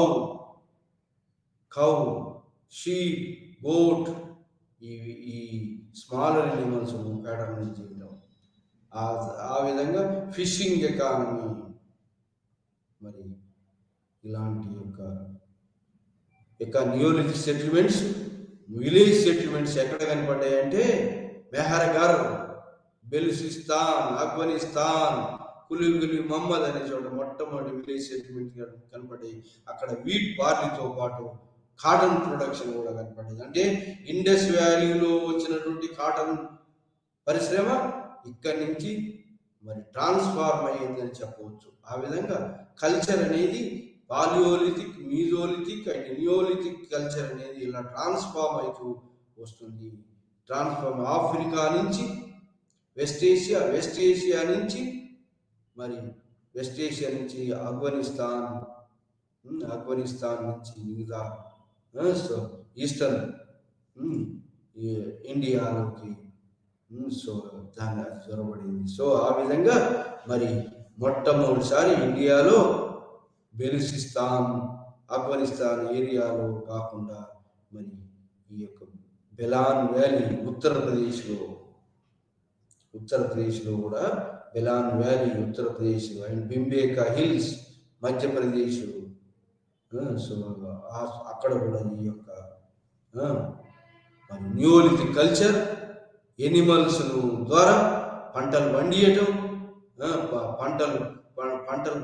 ఎనిమల్స్ యూజ్ చేసి పంటలు పండియటం, ఎనిమల్స్ యొక్క శక్తిని యూజ్ చేసి పంటలు పండియటం, మరి ఇరిగేషన్ ఫెసిలిటీస్ యూజ్ చేసుకోవటం, స్ట్రీమ్స్, ట్యాంక్స్ ఇవన్నిటిని గట్టి యూజ్ చేసుకోవటం. ఈ విధంగా మరి కల్చర్ మరి జమ్మూ కాశ్మీర్ వ్యాలీలోకి స్ప్రెడ్ అయింది నియోలిథిక్ ఏజ్. ఆ తర్వాత బింబేకా హిల్స్ మధ్యప్రదేశ్లోకి స్ప్రెడ్ అయింది, బెలాన్ వ్యాలీ వెస్టర్న్ ఉత్తరప్రదేశ్ పంజాబ్ ఏరియాలో. ఆ తర్వాత middle gangetic valley Bihar and eastern Uttar Pradesh, ఈ యొక్క మిడిల్ గంజటిక్ వ్యాలీలో మరి స్ప్రెడ్ అయింది. అక్కడ ఉన్నటువంటి స్టోన్స్ ఎక్స్ప్లైట్ చేసి రాను నెమ్మదిగా స్టోన్ తర్వాత నెమ్మదిగా యూజ్ చేసింది అంటే చాలికోలిథిక్ అంటే కాపర్ ఏజ్ కూడా కనిపించింది మనకు. ఎక్కడ? ఈ బెలాన్ వ్యాలీలో కాపర్ ఏజ్ కూడా కనిపించింది. సో ఆ విధంగా కాపర్ యూజ్ చేసినట్టుగా. తర్వాత ఈస్టర్న్ ఇండియాలో అస్సాం గారో హిల్స్ ప్రాంతంలో, అండ్ ఆల్సో ఒరిస్సా ప్రాంతంలో, and also Gujarat, central India Aravalli hills ప్రాంతంలో, మరి అదేవిధంగా వింధ్యా రీజన్స్లో. సో ఈ ఇండియా రీజన్స్లో కాకుండా ఇంకా మరి వింధ్య, సాత్పుర, తపతి, నర్మదా రివర్ లోయలు, Godavari, Godavari, Krishna, Tungabhadra, Kaveri and it's tributaries, ఈ యొక్క సామంత సైన్యాలు ఉండేటువంటి ప్రాంతంలో ఈ యొక్క నియోలిథిక్ కల్చర్, మరి food producing and domestication of animals కనిపిస్తుంది మనకు. ఈ విధంగా ఈ రోజు లెసన్లో ఈ యొక్క హౌ అగ్రికల్చర్ వాజ్ స్టార్టెడ్, ఎట్లా మొదలైంది, ఎట్లా స్ప్రెడ్ అయింది, ఎక్కడెక్కడ స్ప్రెడ్ అయింది, మరి సెంట్రల్ ఇండియాలో వచ్చింది, మరి ఈస్టర్న్ ఇండియాలో వచ్చింది, మధ్యప్రదేశ్లో వచ్చింది, ఒడిశా ప్రాంతంలో వచ్చింది, మధ్యప్రదేశ్లో వచ్చింది, మరి వెస్టర్న్ ఇండియాలో వచ్చింది. సో ఈ విధంగా మనకు ఇది స్ప్రెడ్ అవుతూ వచ్చింది నియోలిథిక్ కల్చర్. ఈ నియోలిథిక్ కల్చర్ కొంచెం డిఫరెంట్ ప్లేస్లో కొంచెం డిఫరెంట్ సిగ్నిఫికెన్స్ ఆస్పెక్ట్స్ కొన్ని డిఫరెంట్ ఉన్నా కూడా ఓవరాల్గా ఏంటంటే food production, wheat, barley, millets, rice, మరి రాగి, and also different varieties of food production.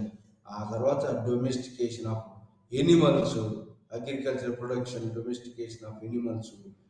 ఇది మనం వివిధ ప్లేస్లలో, ఇండియాలో, ఒడిస్సాలో, మరి ఈ యొక్క గంగా, యమున, ఈ యొక్క సౌత్ ఇండియాలో, ముఖ్యంగా సౌత్ ఇండియాలో, సెంట్రల్ ఇండియాలో, మధ్యప్రదేశ్లో, మరి ఒడిశా ప్రాంతంలో, మరి కేరళలో అయితే మట్టి దిబ్బలు, మట్టి కోటలు కనిపించినాయి. సో ఆ విధంగా ఇండ్లు కట్టుకున్నారు, సెటిల్మెంట్స్ వచ్చినాయి. ఆ విధంగా ఇల్లు సెటిల్మెంట్ నుంచి రాజరికము, రాజ్యాలు ఆవిర్భవించినాయి. రాజ్యాల నుంచి మహానగరాలు వచ్చినాయి, షోడశ జనపదాలు వచ్చినాయి. ఆ విధంగా జనం పదాల నుంచి జనపదాలు, గ్రేట్ జనపదాలు వచ్చినాయి. చిన్న గ్రామాలు కలిసి గ్రేట్ జనపదంగా, మహాజనపదాలుగా ఏర్పడ్డాయి. ఇది మనం ఈరోజు యొక్క లైవ్ ఛానల్లో ఎట్లా ఈ యొక్క పాలియోలిథిక్ ఏజ్ నుంచి మనిషి ట్రాన్స్ఫార్మ్ అయ్యిండు మీజోలిథిక్ ఏజ్ దాకా, మీజోలిథిక్ ఏజ్ నుంచి నియోలిథిక్ ఏజ్లో మొట్టమొదట వీట్, బార్లీ పండించేవాడు, మిల్లెట్ పండించటము, ఆ తర్వాత మిగతా పండించటము, ఆ తర్వాత డొమెస్టికేషన్ ఆఫ్ ఎనిమల్స్ చిన్న ఎనిమల్స్ తినటమే, పెద్ద ఎనిమల్స్ తినటం బంద్ చేసినాడు.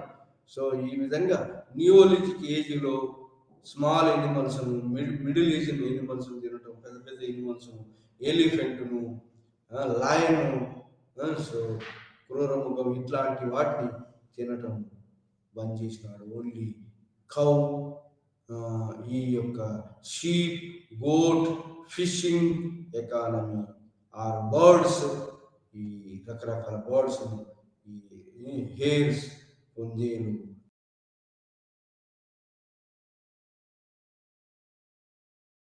ఈ యొక్క చోట్ల అందుబాటులో ఉన్నాయి కాబట్టి తాబేలు తినటం మొదలుపెట్టాడు. సో ఈ విధంగా చిన్న ఎనిమల్స్ తినటం కల్చరైజ్డ్గా మారటం, అది బెంబేకా హిల్స్లో, సో తర్వాత మధ్యప్రదేశ్లో, బెలాన్ వ్యాలీలో, ఉత్తరప్రదేశ్లో, మరి బీహార్, బెంగాల్లో ఈ యొక్క ఫుడ్ డొమెస్టికేషన్ ఆఫ్ ది ఎనిమల్స్తో పాటుగా ఫుడ్ ప్రొడక్షన్, విలేజ్ సెటిల్మెంట్స్ వచ్చినాయి. విలేజ్ సెటిల్మెంట్స్ నెమ్మదిగా టర్న్ ఇంటూ అర్బన్ సెటిల్మెంట్స్. ఆ నుంచే వచ్చినాయి షోడశ మహాజనపద, గ్రేట్ జనపదాసు.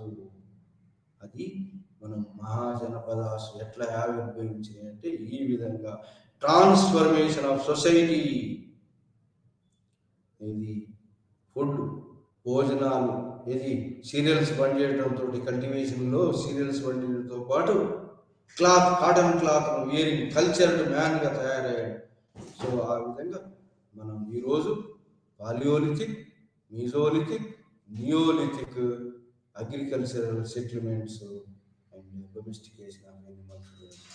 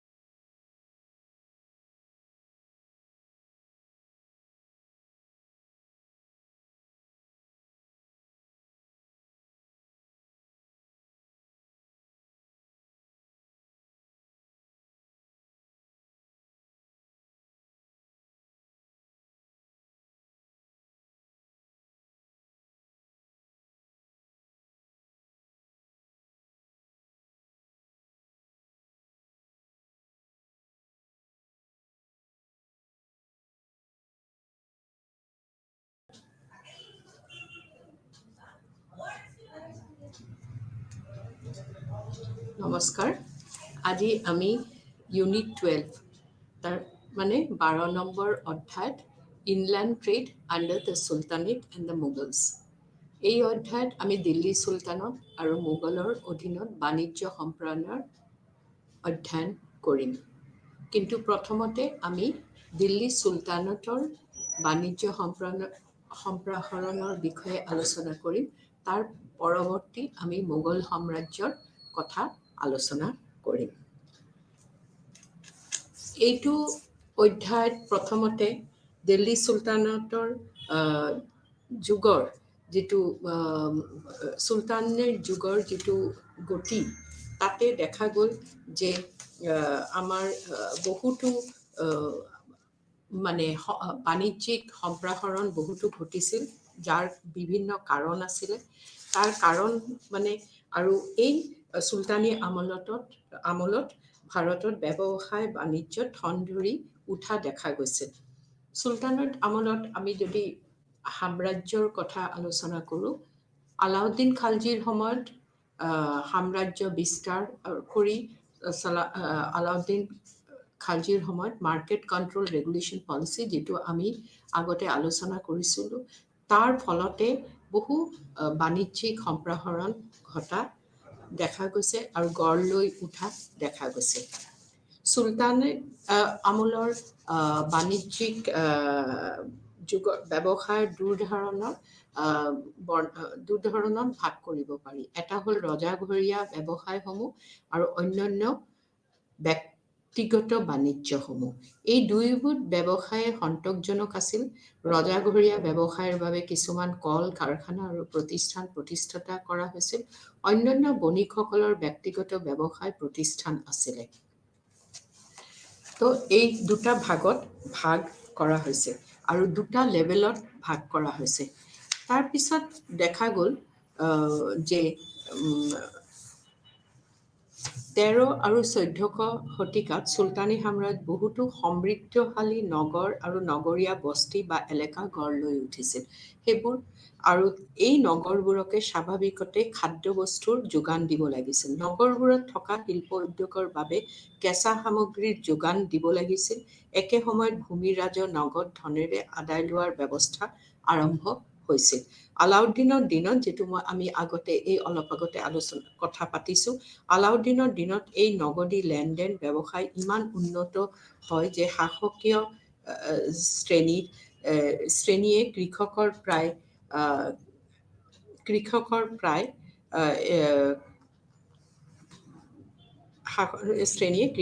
প্ৰায় সমগ্ৰ ৰাজ্য দাবী কৰিবলৈ মধ্যস্থকাৰীসকলৰ অংশ হ্ৰাস কৰিবলৈ চেষ্টা কৰিছিল। এই সকলোবোৰৰ কাৰকে অভ্যন্তৰীণ বাণিজ্যৰ পথ প্ৰশস্ত কৰে। কৃষক শ্ৰেণীয়ে ভূমিৰাজৰ নগদ ধনেৰে দিবলগীয়া হোৱাত তেওঁলোকৰ নিজৰ ৰাহি উৎপন্ন দ্ৰব্য বিক্ৰী কৰিবলৈ বাধ্য হয়। তেনেস্থলত ব্যৱসায়ীসকলেও নতুন নগৰ চহৰবোৰত একোখন কৃষি উৎপাদনৰ বজাৰ লাভ কৰে। ভূমি ৰাজহ ব্যৱস্থাত প্ৰতিষ্ঠাকাব্য বাধ্যতামূলক নিয়ম নীতিৰ ফলত গঢ়ি উঠা এনে বাণিজ্যিক ইণ্ডাছ ট্ৰেড বোলা হৈছিল। আৰু চুলতানী যুগৰ অভ্যন্তৰীণ বাণিজ্য দুটা স্তৰত গঢ়ি উঠিছিলে। কম দূৰত্বৰ গাঁও চহৰৰ বাণিজ্য, যি সামগ্ৰিক সমষ্টি হিচাপে কমোডিটিজ অৱ বাল্ক বেচা কিনা কৰে। দূৰৱৰ্তী আন্তঃনগৰ বাণিজ্য, য'ত মূল্যৱান বয়-বস্তুৰ লেনদেন হৈছিল। গাঁও নগৰৰ মাজৰ বাণিজ্যৰ ওপৰত উল্লেখ কৰাৰ দৰে নগৰৰ উত্থান আৰু ভূমিৰাজৰ নগদ আদায় প্ৰক্ৰিয়াৰ এক স্বাভাৱিক পৰিণতি আছিল। নগৰ কেন্দ্ৰসমূহ ওচৰ চুবুৰীয়া গাঁওসমূহৰ ওপৰত খাদ্য সামগ্ৰী আৰু নগৰ উদ্যোগৰ বাবে আৱশ্যকীয় কেঁচামালৰ ওপৰত নিৰ্ভৰশীল আছিল।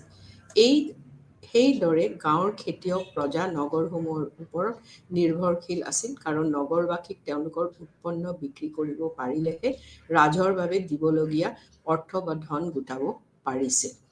এই বেহা বেপাৰৰ আজব প্ৰকৃতিটো হ'ল সামগ্ৰীৰ আগমন এটা ফালৰ পৰা হৈছিল, যি ক্ষেত্ৰত নগৰসমূহে দাঁতিকাষৰীয়া গাঁওবোৰৰ পৰা আৱশ্যকীয় সামগ্ৰী লাভ কৰিছিল আৰু তাৰ বিপৰীতে নগৰসমূহৰ নগৰ উদ্যোগৰ উৎপাদিত দ্ৰব্য গাঁওসমূহলৈ পঠাব লগা হোৱা নাছিল, কাৰণ গাঁওবিলাক স্বনিৰ্ভৰশীল আছিল। এই একপক্ষীয় বাণিজ্যৰ মূল কাৰণ হ'ল গাঁওবাসীৰ ওপৰত জাপি দিয়া ভূমি ৰাজহ, যাৰ বাবে গ্ৰামীণ ক্ষেত্ৰৰ পৰা অৰহ সম্পদ বাহিৰলৈ ওলাই গৈছিল আৰু নগৰবোৰৰ গাঁওবোৰৰ ওপৰত নিৰ্ভৰশীল হৈ পৰিছিল। এই অভ্যন্তৰীণ বাণিজ্যৰ ব্যৱসায় পৰিমাণ ফালৰ পৰা যথেষ্ট উচ্চমানৰ আছিল, কিন্তু মূল্যৰ ফালৰ পৰা নিম্নমানৰ আছিল। এই বাণিজ্যৰ মূল খাদ্যশস্যৰ সামগ্ৰী বহুতো মানে এটা লিষ্ট অফ ট্ৰেড আইটেমছ, যিবোৰ আমি আৰু এটা বস্তু আমি যিটো আলোচনা কৰিবলৈ হ'ল, ডেট ইজ যে চুলতানসকলৰ অভাৰলেণ্ড ট্ৰেডো আছিলে সেই সময়ত, আৰু চুলতানসকলৰ সময়ত মুলতান আছিলে সকলো এই অভাৰলেণ্ড ট্ৰেডৰ মুখ্য কেন্দ্ৰ। তাৰ ফলত আৰু এটা কথা হ'ল যে প্ৰধান ব্যৱসায় বস্তুসমূহ, the least of trade items, যিটো কৈছে যে এই বাণিজ্যৰ মূল খাদ্যশস্যৰ সামগ্ৰী কি কি আছিলে।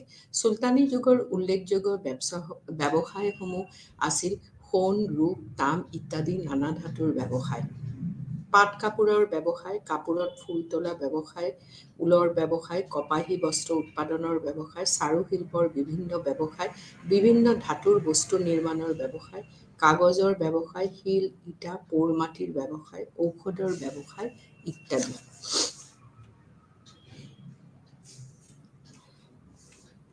তাৰপিছত ৰপ্তানি দ্ৰব্যসমূহ। চুলতানী আমোলত ভাৰতৰ পৰা বিদেশলৈ ৰপ্তানি কৰা প্ৰধান দ্ৰব্যসমূহ আছিল হাতী, তাঁত, চন্দন কাঠ, লাং, জালুক, ধূপ, মৰা পাট, গুণাৰ কাৰুকাৰ্য খচিত কাপোৰ, টুপি বা কটাৰী, মছলা, নীল, আফিং ইত্যাদি। চুলতানী যুগত বিদেশৰ পৰা ভাৰতলৈ আমদানি কৰা প্ৰধান দ্ৰব্যসমূহ ঘোঁৰা, নিমখ, বিভিন্ন সুগন্ধি দ্ৰব্য, মদ ইত্যাদি। চুলতানী যুগত ৰাজধানী দিল্লী এখন উল্লেখযোগ্য বাণিজ্যিক কেন্দ্ৰ আছিল। তাৰোপৰি দক্ষিণৰ দৌলতাবাদ, উত্তৰ পশ্চিমৰ সীমান্তৰ লাহোৰ আৰু মুলতানৰ পূৰ্বত কাৰা আৰু লক্ষণাৱতী, পশ্চিমত আনিলৱাৰা আৰু কাম্বে প্ৰধান বাণিজ্য কেন্দ্ৰ আছে। কিন্তু তাৰ আগতে আৰু এই কেঁচা সামগ্ৰীৰ ভিতৰত আমি কিছুমান শস্যৰ কথা আলোচনা কৰিবলৈ বাকী আছে, যেনে ঘেঁহু, ধান, মাহ, কুঁহিয়াৰ আদি, আৰু কেঁচা সামগ্ৰী হিচাপে নগৰ উদ্যোগবোৰত কপাহ প্ৰধান বাণিজ্যৰ অংশ আছিল। তো বাণিজ্যৰ অংশ বুলি কওঁতে আমি কিছুমান ট্ৰেড আইটেমছ, কিছুমান এক্সপৰ্ট আইটেম আৰু কিছুমান ইম্পৰ্ট আইটেমছ। তাৰ বাহিৰে বাণিজ্যিক শ্ৰেণীসমূহ আমি পিছত আলোচনা কৰিম। আৰু বাণিজ্যিক কেন্দ্ৰসমূহ, চুলতানী যুগত মই আগতে ক'লোঁ যে ৰাজধানী দিল্লী এখন উল্লেখযোগ্য বাণিজ্যিক কেন্দ্ৰ আছিল। তাৰোপৰি দক্ষিণৰ দৌলতাবাদ, উত্তৰ পশ্চিম সীমান্তত লাহোৰ আৰু মুলতানটো অভাৰলেণ্ড ট্ৰেডৰ কাৰণেও এটা সকলোতকৈ প্ৰধান কেন্দ্ৰ আছিলে। আৰু পূৰ্বতে কাৰা আৰু লক্ষণাৱতী, পশ্চিমত আনিলৱাৰা আৰু কাম্বে প্ৰধান বাণিজ্য কেন্দ্ৰ আছিল। সেই সময়ত গোৱা, ডিউ, চাওলা, কোচিন আৰু কিউৰন উল্লেখযোগ্য বাণিজ্যিক বন্দৰ আছিল। চুলতানী যুগত বঢ়ি বাণিজ্য যথেষ্ট প্ৰসাৰত লাভ কৰিছে। সেই সময়ত ভাৰতৰ লগত আৰৱ, ইৰাণ, বিভিন্ন ইউৰোপীয় দেশ, আফ্ৰিকা, চীন, মলয়, আফগানিস্তান, মধ্যপ্ৰাচ্য আদিৰ বৈদেশিক সম্পৰ্ক আছিলে। কিছুমান নগৰীয়া কেন্দ্ৰীয় মানে there was the growth of urban centers.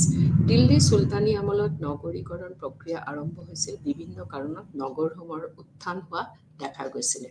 মই আগতেই কৈছোঁ যে এটা অবজেক্টিভ আছিলে যে কিছুমান the growth of the places of trade. আৰু দিল্লী চুলতানী আমলত নগৰীকৰণ প্ৰক্ৰিয়া আৰম্ভ হৈছিল আৰু বিভিন্ন কাৰণত নগৰসমূহৰ উত্থান হোৱা দেখা গৈছিল। ৰাজধানী নগৰ আৰু প্ৰাদেশিক শাসনকৰ্তাসকলৰ মুখ্য কাৰ্যালয় থকা স্থানমূলক কেন্দ্ৰ কৰি নগৰসমূহ গঢ়ি উঠা দেখা গৈছিল। এই স্থানসমূহত অভিজাত শ্ৰেণী, সদাগৰ আৰু বণিকসকলে বসতি কৰিছিল। তেওঁলোকৰ প্ৰয়োজনৰ বাবে বহু দোকান বজাৰ গঢ়ি উঠাৰ লগত কাৰখানাসমূহতো প্ৰতিষ্ঠা হৈছিল। ফলত বসতি বৃদ্ধি হৈ এনে স্থানসমূহত নগৰীকৰণ প্ৰক্ৰিয়া আৰম্ভ হৈছে। এই বাণিজ্যৰ সম্প্ৰসাৰণৰ পৰৱৰ্তী ৰিজাল্ট হিচাপে এই নগৰীয়া কেন্দ্ৰসমূহৰ উত্থান দেখা গৈছিল। চুলতানী যুগত মুদ্ৰাৰ ব্যৱস্থাৰ উন্নয়নৰ ফলত বিভিন্ন ধাতুৰ পৰা বিভিন্ন মূলত মুদ্ৰা তৈয়াৰ কৰা হৈছিল। মুদ্ৰা ব্যৱস্থাৰ প্ৰচলন আৰু বজাৰ নিয়ন্ত্ৰণ নীতিৰ ফলত ব্যৱসায় বাণিজ্যৰ উন্নতি হৈছিল। ব্যৱসায়িক কেন্দ্ৰসমূহৰ ওচৰত বসতি বৃদ্ধি পোৱাৰ ফলত নগৰীকৰণ আৰম্ভ হৈছিল। ইক্তাসমূহক কেন্দ্ৰ কৰি নগৰসমূহৰ বিকাশ হোৱা দেখা গৈছিল। মছজিদ আৰু মাদ্ৰাছাসমূহৰ কাষত জনবসতি বৃদ্ধি পোৱা নগৰসমূহ গঢ়ি উঠা দেখা গৈছিল। কাৰখানা বা শিল্পীসকলৰ কৰ্মশালাসমূহক কেন্দ্ৰ কৰি নগৰীকৰণ হোৱা দেখা গৈছিল। বিভিন্ন ধৰণৰ কাৰখানাসমূহত বিভিন্ন শিল্পী আৰু কাৰিকৰসকলে বিভিন্ন সামগ্ৰী প্ৰস্তুত কৰিছিল। এই কাৰখানাসমূহত বিভিন্ন বৃত্তিধাৰী লোক আছিল। কাৰখানাৰ কৰ্মীসকলৰ পৰিয়ালসমূহ কাৰখানাৰ ওচৰে পাজৰে বসতি কৰিবলৈ আৰম্ভ কৰাত ক্ৰমে নগৰৰ উত্থান হোৱা পৰিলক্ষিত হৈছিল। খানকাসমূহৰ কেন্দ্ৰ কৰিও নগৰীকৰণ হোৱা দেখা গৈছিল। খানকা হ'ল চুফী লোকসকলৰ আধ্যাত্মিক চিন্তাৰ বিকাশৰ বাবে স্থাপন কৰা এক বিশেষ ধৰণৰ বিল্ডিং। চুফীসকলে নিজে এক সংগঠিত সম্প্ৰদায় হিচাপে গঢ়ি তুলিছিল। এই খানকাসমূহৰ নিয়ন্ত্ৰণ শ্বেইখ আৰু পীৰ বা মুৰ্ছিদ হাতত দিয়া হৈছিল। এই শ্বেইখ বা পীৰজনে তেওঁৰ শিষ্যসকলক খানকাহত ভৰ্তি কৰিছিল। এই খানকাসমূহত চুফী ভ্ৰমণকাৰী শিষ্য আৰু ছাত্ৰসকল সমবেত হৈছিল। দৰগাহ, মছজিদ আৰু মাদ্ৰাছাসমূহৰ ওচৰত এই খানকাসমূহ প্ৰতিষ্ঠিত কৰা দেখা গৈছিল। প্ৰতিটো খানকাহত একোটা ডাঙৰ প্ৰাৰ্থনা গৃহ আছিল। এই প্ৰাৰ্থনা গৃহত দৈনিক প্ৰাৰ্থনা, আধ্যাত্মিক চৰ্চা আৰু বিভিন্ন ধৰ্মীয় অনুষ্ঠানো সম্পন্ন হোৱা দেখা গৈছিল। চুলতানী যুগত চৰাইসমূহক কেন্দ্ৰ কৰিও নগৰসমূহ গঢ়ি উঠিছিল। চৰাই হোৱাৰ এই ইনলাইন ট্ৰেডৰ ফলপ্ৰসূ হিচাপে এই চৰাইসকলো গঠন কৰি উঠিছিলে। চুলতানী আমোলত ভাৰতত সাগৰীয় বাণিজ্যৰ বিকাশ হোৱা, চুলতানসকলৰ মুদ্ৰানীতি, বজাৰ নিয়ন্ত্ৰণ নীতি, কৃষিত প্ৰযুক্তি প্ৰয়োগৰ দ্বাৰা উৎপাদন বৃদ্ধি, নগৰীকৰণ আদিৰ ফলত অৰ্থনৈতিক উন্নয়ন হৈছিল। সদাগৰ আৰু বণিক শ্ৰেণীৰ সহায়ত বাণিজ্যৰ প্ৰসাৰ লাভ হোৱাত আন্তঃবাণিজ্যৰ লগত সাগৰীয় বাণিজ্যও প্ৰসাৰতা লাভ কৰে। চুলতানী যুগৰ ভাৰতীয় সামুদ্ৰিক বাণিজ্য দুটা ধৰণে ভাগ কৰিব পাৰি: পশ্চিমীয়া দেশৰ লগত হোৱা বাণিজ্য আৰু প্ৰাচ্যৰ লগত হোৱা বাণিজ্য। পশ্চিমীয়া বাণিজ্যই সামৰি লোৱা দেশসমূহ আছিল ইজিপ্ত, পাৰস্য, উপসাগৰীয় দেশসমূহ, আৰু পূব আফ্ৰিকাৰ প্ৰাচ্যৰ লগত বাণিজ্যৰ সম্পৰ্ক স্থাপন হোৱা দেশসমূহ আছিল চীন, দক্ষিণ পূব এছিয়া, ইণ্ডোনেছিয়া। সেই সময়ত ইজিপ্তৰ পৰা লোহিত সাগৰ হৈ সাগৰীয় বাণিজ্যসমূহ চলিছিল। ইজদি বণিকসকলে কাইৰ পৰা ৰপ্তানি কৰা প্ৰধান দ্ৰব্যসমূহ আছিল মছলা, ঔষধ, লৌ, ষ্টীল, ব্ৰাছ আৰু ব্ৰঞ্জৰ পাত্ৰ। সেই সময়ত ইজিপ্তৰ পৰা ভাৰতলৈ বিভিন্ন বস্তু অনা হৈছিল। মাৰ্কো পোলো ভাৰত আৰু ইজিপ্তৰ মাজত হোৱা সাগৰীয় বাণিজ্যৰ এক সুন্দৰ বিৱৰণ লিখি থৈ গৈছে। ইজিপ্তৰ পৰা এডেন হৈ কাইৰোলৈ বিভিন্ন দ্ৰব্যসমূহৰ সৰবৰাহ কৰা হৈছিল। পাছত ইয়েমেনৰ চুলতানে এই বাণিজ্যৰ ওপৰত অধিক শুল্ক ধাৰ্য কৰাত এডেনৰ সলনি জেদালৈ কাইৰোলৈ বাণিজ্য ৰাস্তা ওলাইছিল। চুলতান মহম্মদ বিন তুগলকৰ সময়ত চিৰিয়ালৈ এক বাণিজ্যিক জাহাজ প্ৰেৰণ কৰা তথ্য পোৱা গৈছে। সেই সময়ত পাৰস্য উপসাগৰীয় দেশ আৰব, চিৰিয়া, মালদ্বীপ, পাৰস্য আদিৰ লগত ভাৰতীয় সাগৰীয় বাণিজ্য চলিছিল। পাৰস্যৰ পৰা ভাৰতলৈ যুদ্ধ ঘোঁৰা আমদানি কৰা হৈছিল। ইবন বতুতাই উল্লেখ কৰা মতে ভাৰতৰ গুজৰাট, বেষ্টল আৰু কৰমণ্ডল উপকূলৰ পৰা উন্নত মানৰ কপাহী বস্ত্ৰ দক্ষিণ আৰব আৰু ইয়েমেনলৈ নিয়া হৈছিল। গুজৰাটৰ পৰা ধানো ৰপ্তানি কৰা হৈছিল। পূব আফ্ৰিকা আৰু ভাৰতৰ মাজত প্ৰধানকৈ দাসৰ আদান প্ৰদান হোৱাৰ অভ্যাস পোৱা যায়। পঞ্চদশ শতিকাত গুজৰাট, বেংগল আৰু দাক্ষিণাত্যৰ চুলতানসকলৰ অধীনত সামৰিক বাহিনীত বহুতো আফ্ৰিকাৰ দাস নিযুক্তি দিয়া হৈছিল। চীনৰ পৰা ভাৰতলৈ চিল্ক, চেৰামিক আৰু ঔষধ অনা হৈছিল। ভাৰতৰ পৰা প্ৰধানকৈ কপাহ আৰু জালুক চীনলৈ নিয়া গৈছিল। দক্ষিণ ভাৰতৰ পৰা হীৰাও ৰপ্তানি কৰা হৈছিল। ভাৰতৰ লগত হোৱা পশ্চিমীয়া সামুদ্ৰিক বাণিজ্য আৰু প্ৰাচ্যৰ সামুদ্ৰিক বাণিজ্যৰ বাবে দুই ধৰণৰ ব্যৱহাৰ হোৱা দেখা গৈছিল। পশ্চিমীয়া দেশসমূহৰ লগত বাণিজ্যৰ বাবে ব্যৱহাৰ হোৱা পত্ৰ ঢৌ আৰু প্ৰাচ্যৰ দেশসমূহৰ লগত বাবে ব্যৱহৃত হোৱা জাংক হিচাপে জনা গৈছিল। ঢৌসমূহ পশ্চিম ভাৰতৰ বৰ্ষাৰণ্যত পোৱা টিক কাঠেৰে তৈয়াৰী আৰু ইয়াৰ বহন ক্ষমতা বৰ্তমান তুলনাত প্ৰায় 125 টনৰ সমান। আনহাতে জাংসমূহৰ বাঁহেৰে তৈয়াৰ কৰা হৈছিল আৰু এইসমূহৰ বহন ক্ষমতা বৰ্তমানৰ তুলনাত প্ৰায় 679 টনৰ সমান বুলি বহুতো ঐতিহাসিকে মত পোষণ কৰিছে। চুলতানী যুগৰ সাগৰীয়া বাণিজ্য জলবায়ুৰ ওপৰত নিৰ্ভৰশীল আছিল। দক্ষিণ-পশ্চিমীয়া মৌচুমী বায়ু আৰু উত্তৰ-পূব মৌচুমী বায়ুৰ উৎপত্তি আৰু গতিবেগৰ ওপৰত নিৰ্ভৰশীল ভৱিষ্যৎবাণীৰ জৰিয়তে এই সাগৰীয় বাণিজ্যসমূহৰ চলাচল নিৰ্ভৰ কৰিবলগীয়া হৈছিল। ভাৰত পশ্চিমীয়া বাণিজ্য আৰু প্ৰাচ্যৰ বাণিজ্য কেন্দ্ৰসমূহৰ মধ্যভাগত অৱস্থিত আছিল। এই দুয়োটি বাণিজ্যৰ ক্ষেত্ৰত ভাৰতৰ সংযোগকাৰী হিচাপে ভূমিকা পালন কৰিছিল। আৰৱ সাগৰৰ পৰা অহা জাহাজসমূহ মালবৰ উপকূল আৰু কঙ্কণ উপকূললৈ আহিছিল। এই উপকূলত পশ্চিমৰ পৰা ঢৌ অহা সামগ্ৰীসমূহ প্ৰাচ্যৰ জাংকত তথা সামগ্ৰীৰ লগত বিনিময় কৰা হৈছিল। তাৰ পৰা সাগৰীয় জাহাজসমূহ প্ৰাচ্যৰ বাণিজ্যৰ বাবে ৰওনা হৈছিল। এই সময়ত আন্তঃৰাষ্ট্ৰীয় সামুদ্ৰিক বাণিজ্যৰ বাবে ব্যৱহাৰ হোৱা ভাৰতৰ প্ৰধান বন্দৰসমূহ আছিলে। ভাৰতৰ যিসকল প্ৰধান বন্দৰসমূহ আছিলে গুজৰাটৰ উপকূলত থকা সোমনাথ, ব্ৰাছ আৰু কাম্বে বন্দৰ, মালবৰ আৰু কঙ্কণ উপকূলত থকা কুইলন, এলি, কালিকট, কোচিন, কায়াল, মালিপট্টম, নেগাপট্টম আৰু মটুপিল্লি।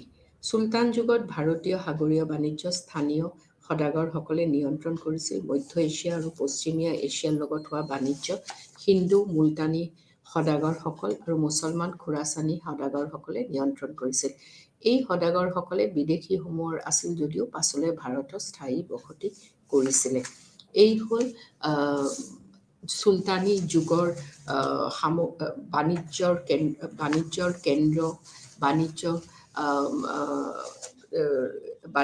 কেন্দ্ৰ আৰু বাণিজ্যৰ মানে কি ধৰণৰ ট্ৰান্সপৰ্ট আৰু যেতিয়া ইনলেণ্ড ট্ৰেডৰ কথা কোৱা হয় তেতিয়া ইনলেণ্ড ট্ৰেডত দেখা গৈছে যে ট্ৰান্সপৰ্টেশ্যন মানে অহা যিটো বাটেৰে বাণিজ্য কৰা হৈছিল সাধাৰণতে জন্তু, জীৱ আৰু বুলক কাৰ্টছ ব্যৱহাৰ কৰা হৈছিল। আৰু ইবান বাটুতাৰ আৰু বাৰাণীয়ে বহু ধৰণৰ আলোচনা কৰিছিল এই ক্ষেত্ৰত, কিয় তেওঁলোকে আছিলে চুলতানী আমলত দ্য মেইন চ'ৰ্চ আইটেমছ। আৰু তাৰপিছত এই যে মই কৈছোঁ যে চাৰাইজবোৰ ইনজ আৰু চাৰাইজক কি ধৰণে বনোৱা হৈছিলে এই কিয় সুবিধাৰ্থে ইনজ আৰু চাৰাইজ বনোৱা হৈছিলে আৰু তেওঁলোকে যাতায়াতৰ সময়ত যেন ইনজ আৰু চাৰাইজৰ ব্যৱহাৰ কৰিব পাৰে। তাৰপিছত বিভিন্ন ধৰণৰ মাৰ্চেণ্ট, বিভিন্ন ধৰণে বাণিজ্যিক শ্ৰেণীসমূহক দেখা গৈছিলে। সেই বাণিজ্যিক শ্ৰেণীসমূহৰ মাজত চুলতানীৰ যুগত আমি কিছুজনৰ নাম কম, যেনে এটা হ'ল Karwani or Nayak and Multanis, Karwani, Nayak and Multanis. আৰু বাৰাণীৰ মতে এই কিছুমান বাণিজ্যিক শ্ৰেণীসমূহে তেওঁলোকে যিসকলে গ্ৰেইনছ মানে চাউল, দাইল এইবোৰৰ বেপাৰ কৰিছিলে তেওঁলোকক কাৰৱানীজ বুলি কোৱা হৈছে। আৰু তেওঁলোকে এটা মত পোষণ কৰিছিলে যে তেওঁলোকে বহুতে মানে লগ হৈ তেওঁলোকে বাণিজ্যত ওলাইছিলে। দে ৱেৰ লাৰ্জ ইন নাম্বাৰ্ছ। তাৰপিছত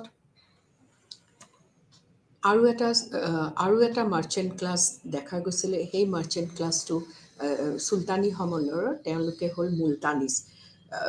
আৰু লং ডিষ্টেঞ্চ ট্ৰেড, দূৰণিবৰ্তী যিবোৰ বাণিজ্য চলোৱা হৈছিলে, এই দূৰণিবৰ্তী বাণিজ্য চলোৱাৰ কাৰণে এই মুলতানীসকলক ব্যৱহাৰ কৰা হৈছে। আৰু বাৰাণীয়ে মত পোষণ কৰিছিলে যে এই দূৰণিবৰ্তীৰ বাণিজ্য চলাই থকাৰ বাবে এই মুলতানীসকল আছিল প্ৰধান আৰু তেওঁলোকে যিটো কামত ব্যস্ত হৈ আছিলে সেইটো কোৱা হৈছিলে চুদ ও চাওদা। সুদ ও চাওদা। আৰু এটা বস্তু আমি মানে ইয়াতে উল্লেখযোগ্য যে এই মুলতানীসকল যথেষ্ট পৰিমাণে ধনী আছিলে আৰু মানে তেওঁলোকৰ হাতত এইখিনি তেওঁলোকৰ উপায় আছিলে যে তেওঁলোকে নোবেলছসকলক মানে উচ্চ শ্ৰেণীৰ মানুহখিনিক তেওঁলোকে লোন দিব, মানে তেওঁলোকে ধাৰ দিবলৈ তেওঁলোকে মানে এই মানুহখিনি, এই নোবেলছখিনি যেতিয়া পইচাৰ প্ৰয়োজন হয় তেওঁলোকে এই মুলতানীসকলৰ পৰা ধাৰ লোৱাও আমি মানে হিষ্টৰিকেলি বা এজ হিষ্টৰিকেল চ'ৰ্চেছ আমি গম পাওঁ। আৰু এটা কথা হ'ল এই শ্বাহাজ আৰু মুলতানিজ বেচিকেলি দেখা গৈছিলে তেওঁলোকে হিন্দু মানুহ, দে ৱে জেনেৰেলি হিন্দু, আৰু তাৰে মাজত কেইজনমান হয়তো মুছলমান মানুহ আছিলে, কিন্তু বেচিকেলি চুলতানী সময়ত যিসকলে শ্বাহাজ এণ্ড মুলতানিজ আছিলে তেওঁলোকে আছিলে হিন্দু মানুহ। আৰু বাৰাণীয়ে এজনক যেনেকৈ হামিউদ্দিন মুলতানী তেওঁক মাতিছিলে মালিক উদ তুজাৰ। মানে he was identified as a great merchant, Malik ud Tujjar, এই হামিউদ্দিন মুলতানীক। তাৰমানে সকলো বাণিজ্যিক শ্ৰেণীসমূহৰ মাজত তেওঁ উচ্চ স্থান লাভ কৰা হামিউদ্দিন মুলতানী। আৰু তাৰমানে দেখা যায় যে কি ধৰণৰ কাৰৱানী আৰু মুলতানী। আৰু এটা শ্ৰেণী আছিলে এই মাৰ্চেণ্ট ক্লাছ, এই ইনলেণ্ড ট্ৰেড যেতিয়া আলোচনা কৰিবা আৰু এটা মাৰ্চেণ্ট ক্লাছৰ কথা তোমালোকে জানিব লাগে, সেইটো হ'ল দ্য বাঞ্জাৰাজ। আৰু বাঞ্জাৰাজসকল তেওঁলোকে এই কেৰাভেন্স লৈ তেওঁলোকে এটা জেগাৰ পৰা আৰু এটা জেগালৈ তেওঁলোকৰ বাণিজ্য চলাইছিলে। চ' আমি এতিয়া তোমালোকে বুজি পালা যে চুলতানী আমলত ইনলেণ্ড ট্ৰেডটো কি ধৰণৰ আছিলে, কিছু দূৰণিৱৰ্তী আৰু কিছু ওচৰ চুবুৰীয়া। তাৰপিছত অভাৰলেণ্ড ট্ৰেড আছিলে। অভাৰলেণ্ড ট্ৰেডত তোমালোকে মন কৰিছা চাগে মই কৈছোঁ মুলতানে সকলোতকৈ ইম্পৰ্টেণ্ট চেণ্টাৰ ফৰ অভাৰলেণ্ড ট্ৰেড। তাৰপিছত যিটো হ'ল বাণিজ্যিক শ্ৰেণীসমূহ, যিটো মানে আমি ইংৰাজীত কওঁ কমাৰ্চিয়েল ক্লাছেছ, আৰু এই কমাৰ্চিয়েল ক্লাছেছত মই তোমালোকক ভাগ কৰি দিছোঁ কাৰৱানীজ, বাঞ্জাৰাজ, তাৰপিছত মুলতানী। তাৰপিছত আছিল যে তোমাৰ নগৰীয়া কেন্দ্ৰসমূহ, যাৰ আলোচনা মই কৰিলোঁ যে কোনকেইটা কেন্দ্ৰ উত্থান হোৱা দেখা গৈছে। আৰু এই কেন্দ্ৰসমূহ কিহৰ পৰা উত্থান হোৱাটো, তাহাঁতে কিহৰ পৰা সিহঁতৰ এই কেন্দ্ৰসমূহ উত্থান হ'ল। আৰু এই নগৰীয়া কেন্দ্ৰসমূহৰ উত্থানৰ কাৰণটো হ'ল যে বাণিজ্য হৈ থকা সিহঁতে মানে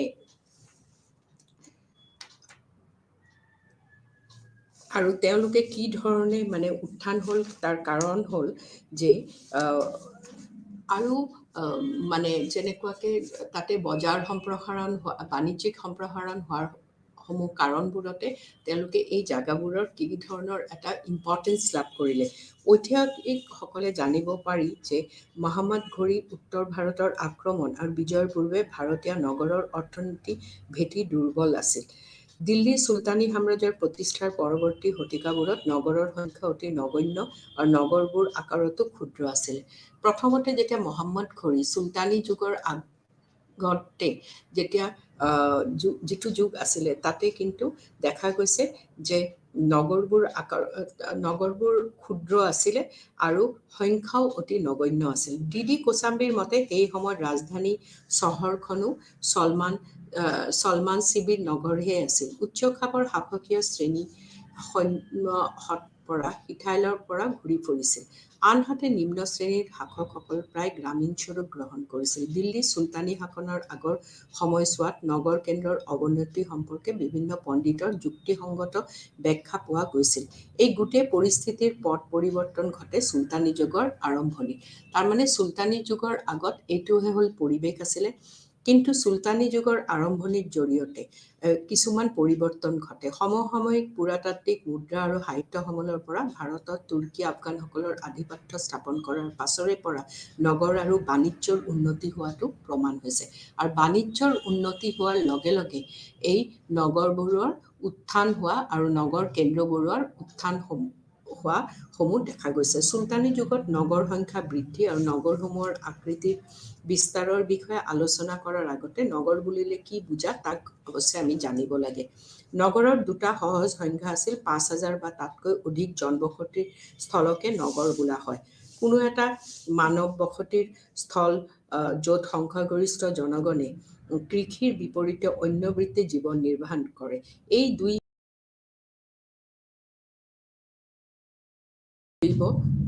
নোৱাৰে। নগৰৰ উত্থান সম্পৰ্কে পুৰাতাত্ত্বিক সমলতকৈ সাহিত্যিক উৎসৰ পৰা অধিক জানিব পাৰি। সমসাময়িক সমলে উল্লেখ কৰে এই কেইখনমান প্ৰধান নগৰ আছিল দিল্লী, মুলতান, আহিলৱাৰা, কেম্বে। মই আৰু এটা জেগাত কৈছোঁ দ্য ট্ৰেড চেণ্টাৰ্ছ, আহিলৱাৰা, কেম্বে আৰু লক্ষ্ণৱতী আৰু দৌলতাবাদ।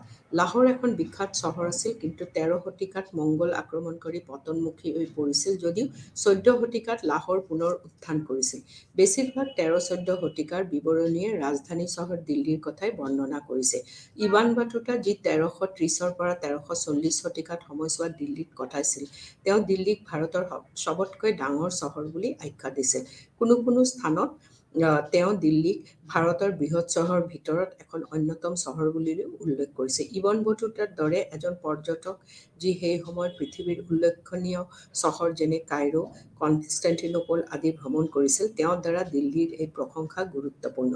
ইবন বটুতাই লিখিছিল যে তেওঁ দিল্লীলৈ অহাৰ আগে আগে মহম্মদ তুগলকৰ দ্বাৰা ৰাজধানী দৌলতাবাদলৈ স্থানান্তৰ আৰু দুটা ডাঙৰ দুৰ্ভিক্ষই জনসংখ্যা কমাই পেলাইছিল। দিল্লীয়ে সামৰি থকা ৪খন চহৰ এখন তুগলকাবাদ চুলতানে ইবন বটুতাৰ আগমনৰ ঠিক আগমুহূৰ্তত নিৰ্মাণ কৰিছিল। এই নগৰখনে দেৱালয়েৰে আগুৰা প্ৰায় ২ বৰ্গ কিলোমিটাৰ জুৰি বিস্তৃত আৰু ইয়াৰ এক বৃহৎ অঞ্চল ঘনবসতিপূৰ্ণ। আনকি ফিৰোজ শ্বাহৰ দিনত কুতুব দিল্লীৰ পৰা যমুনাৰ পাৰত নিৰ্মাণ হোৱা নতুন ৰাজধানী ফিৰোজাবাদলৈ প্ৰব্ৰজন আৰম্ভ কৰিছিল।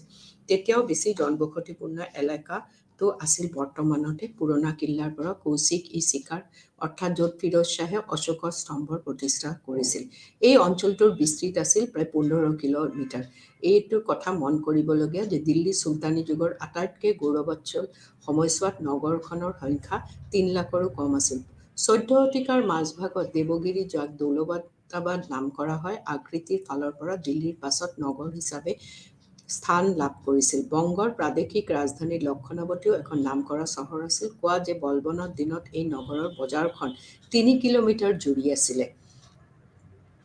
ইবান বটুতাই লক্ষ্ণৱতী ভ্ৰমণ কৰা নাছিল যদিও সমীপৱৰ্তী হুগলী নদীৰ ঘাটত থকা সাতগাঁওক এখন বহু ডাঙৰ চহৰ বুলি উল্লেখ কৰিছে। ইবন বটুতাই বিশেষ কেইখনমান ভাৰতৰ চহৰকে এইদৰে প্ৰশংসা কৰিছিল। দৌলতাবাদৰ উপৰি চান্দেৰীকো তেওঁ মধ্য ভাৰতত যথেষ্ট বৃহৎ চহৰ বুলি বৰ্ণনা কৰিছে। আন উল্লেখনীয় চহৰ যিবিলাক তেওঁ কেৱল ডাঙৰ চহৰ বুলি কৈছিল, তেনে চহৰৰ ভিতৰত উচ, চিৰচা, কনৌজ, গোৱালিয়ৰ, গান্ধাৰ আদি অন্তৰ্ভুক্ত আছিল। পশ্চিম উপকূলত তললৈ মাংগালোৰ, ইলি, পুৰুপট্টন, পণ্ডেৰানী আৰু মাদুৰাক ডাঙৰ চহৰ বুলি কৈছে। তেওঁৰ কালিকাট আৰু কুইলৰ বন্দৰ বৰ্ণনাৰ পৰা অনুমান কৰিব পাৰি যে এই দুখন ঠাই উপৰোক্ত বৃহৎ চহৰবোৰতকৈ অধিক বৃহৎ আছিল। কিন্তু এই কেইখনৰ ওপৰত চহৰ সম্পৰ্কে তেওঁ কোনো প্ৰত্যক্ষ মন্তব্য কৰিব পৰা নাই। ইবান বটুতা ভাৰতীয় নগৰৰ বৰ্ণনা এটা ধৰণে দিয়ে যে এই ঠাইবোৰ সুন্দৰভাৱে নগৰীকৰণ কৰা হৈছিল। অৱশ্যে ইবান বটুতা ভাৰতৰ এটা অংশহে ভ্ৰমণ কৰিছিল আৰু তেওঁৰ ভ্ৰমণ কৰা সকলোবোৰ নগৰে বৰ্ণনা দিয়া নাছিল। উদাহৰণস্বৰূপে তেওঁ অৱধ ভ্ৰমণ কৰা নাছিল। মুলতানতো যদিও কিছু সময় কটাইছিল, তথাপি মুলতানৰ আকাৰ সম্বন্ধে কোনো ব্যাখ্যা দিয়া নাই।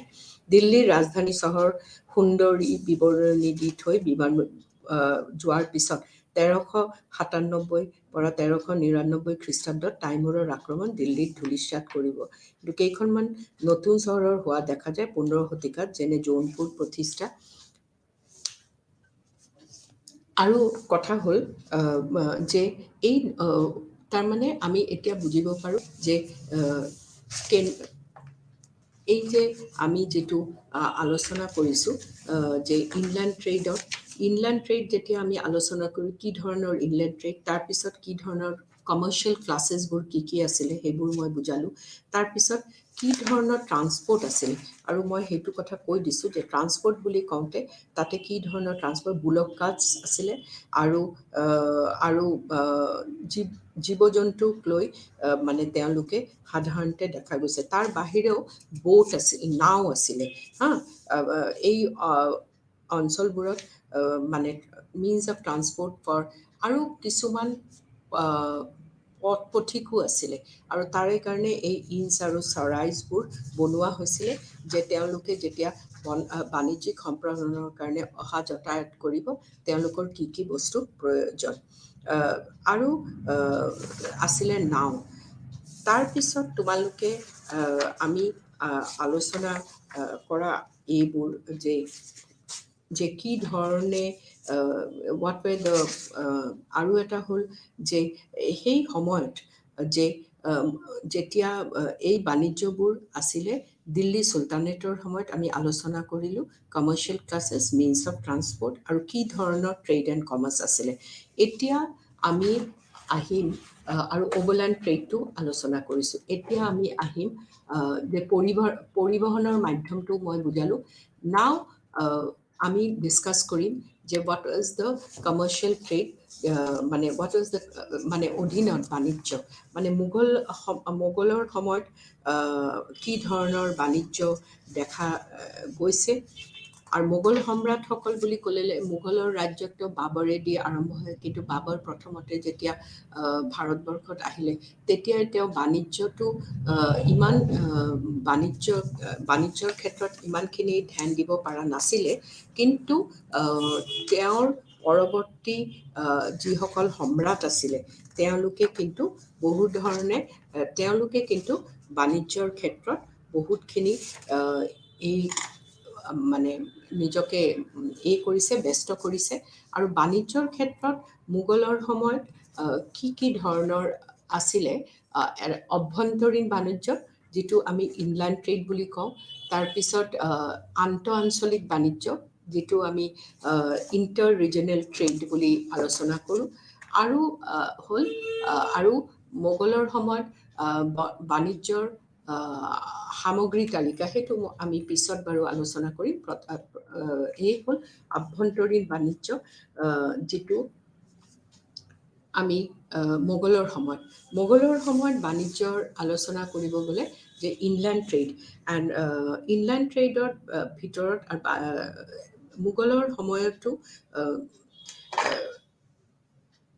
খেতি মানে সামগ্ৰীসমূহ বেছিভাগ মানে এই খেতি কৰা বস্তুবোৰৰে বেছিকৈ বাণিজ্য হৈছে আৰু এইবোৰ সেইখিনি সময়তো এটা শ্ৰেণী আছিলে যিসকলক আমি বাঞ্জাৰাজ বুলি কওঁ আৰু মোগলৰ সময়ত এটা যিটো প্ৰধান যে মানি লেণ্ডাৰ্ছ তেওঁলোকক চাৰাফ বুলি কোৱা হৈছিলে চাৰাফ যোনে লোন দিব পাৰে কৃষিজাত সামগ্ৰী লৈহে বজাৰৰ সম্প্ৰসাৰণ আৰু গঠন কৃষি অৰ্থনীতিৰ বাবে অপৰিহাৰ্য মোগল যুগত আভ্যন্তৰীণ বাণিজ্যৰ এটা গুৰুত্বপূৰ্ণ অংগ আছিল বজাৰ উৎপাদিত সামগ্ৰী বিক্ৰীৰ বাবে কম দূৰত বা দীৰ্ঘ দূৰত্বৰ বজাৰৰ প্ৰয়োজন কৰে এই বজাৰবোৰৰ স্পৰ্শ কৰা মাধ্যমটোৱে হ'ল পৰিবহণ উৎপাদিত সামগ্ৰীবোৰৰ পৰিবহণৰ যোগেদি এঠাইৰ পৰা আন ঠাইলৈ নি বজাৰৰ জৰিয়তে বিক্ৰীৰ ব্যৱস্থা কৰা হয় তো মোগল সাম্ৰাজ্যৰ সময়ত কি ধৰণে বজাৰ হৈছে আৰু এঠাইৰ পৰা আন এটা ঠাইত বস্তু বা বেপাৰ কৰা বস্তুবোৰক লোৱা জৰিয়তে বিক্ৰীৰ ব্যৱস্থা কৰা হয় গৰু গাড়ী উট আৰু বোজা কঢ়োৱা জন্তুৰ সামগ্ৰী কঢ়োৱা হৈছিলে পথবোৰত সদাগৰৰ চৈদিয়া গাড়ী বা কাফিলাবোৰ উচ্চ মূল্যৰ সামগ্ৰী লৈ চলাচল কৰিছিল ৰাস্তাত চলা বাহনবোৰৰ বিভিন্ন সামগ্ৰী যেনে খাদ্যশস্য চেনি মাখন আৰু নিমখ আদি অনা নিয়া কৰা হৈছিল প্ৰধানকৈ বনজোৰা জাতিটোৰ সহায়ত মই তোমালোকক আগতেই কৈছোঁ যে বনজাৰাজে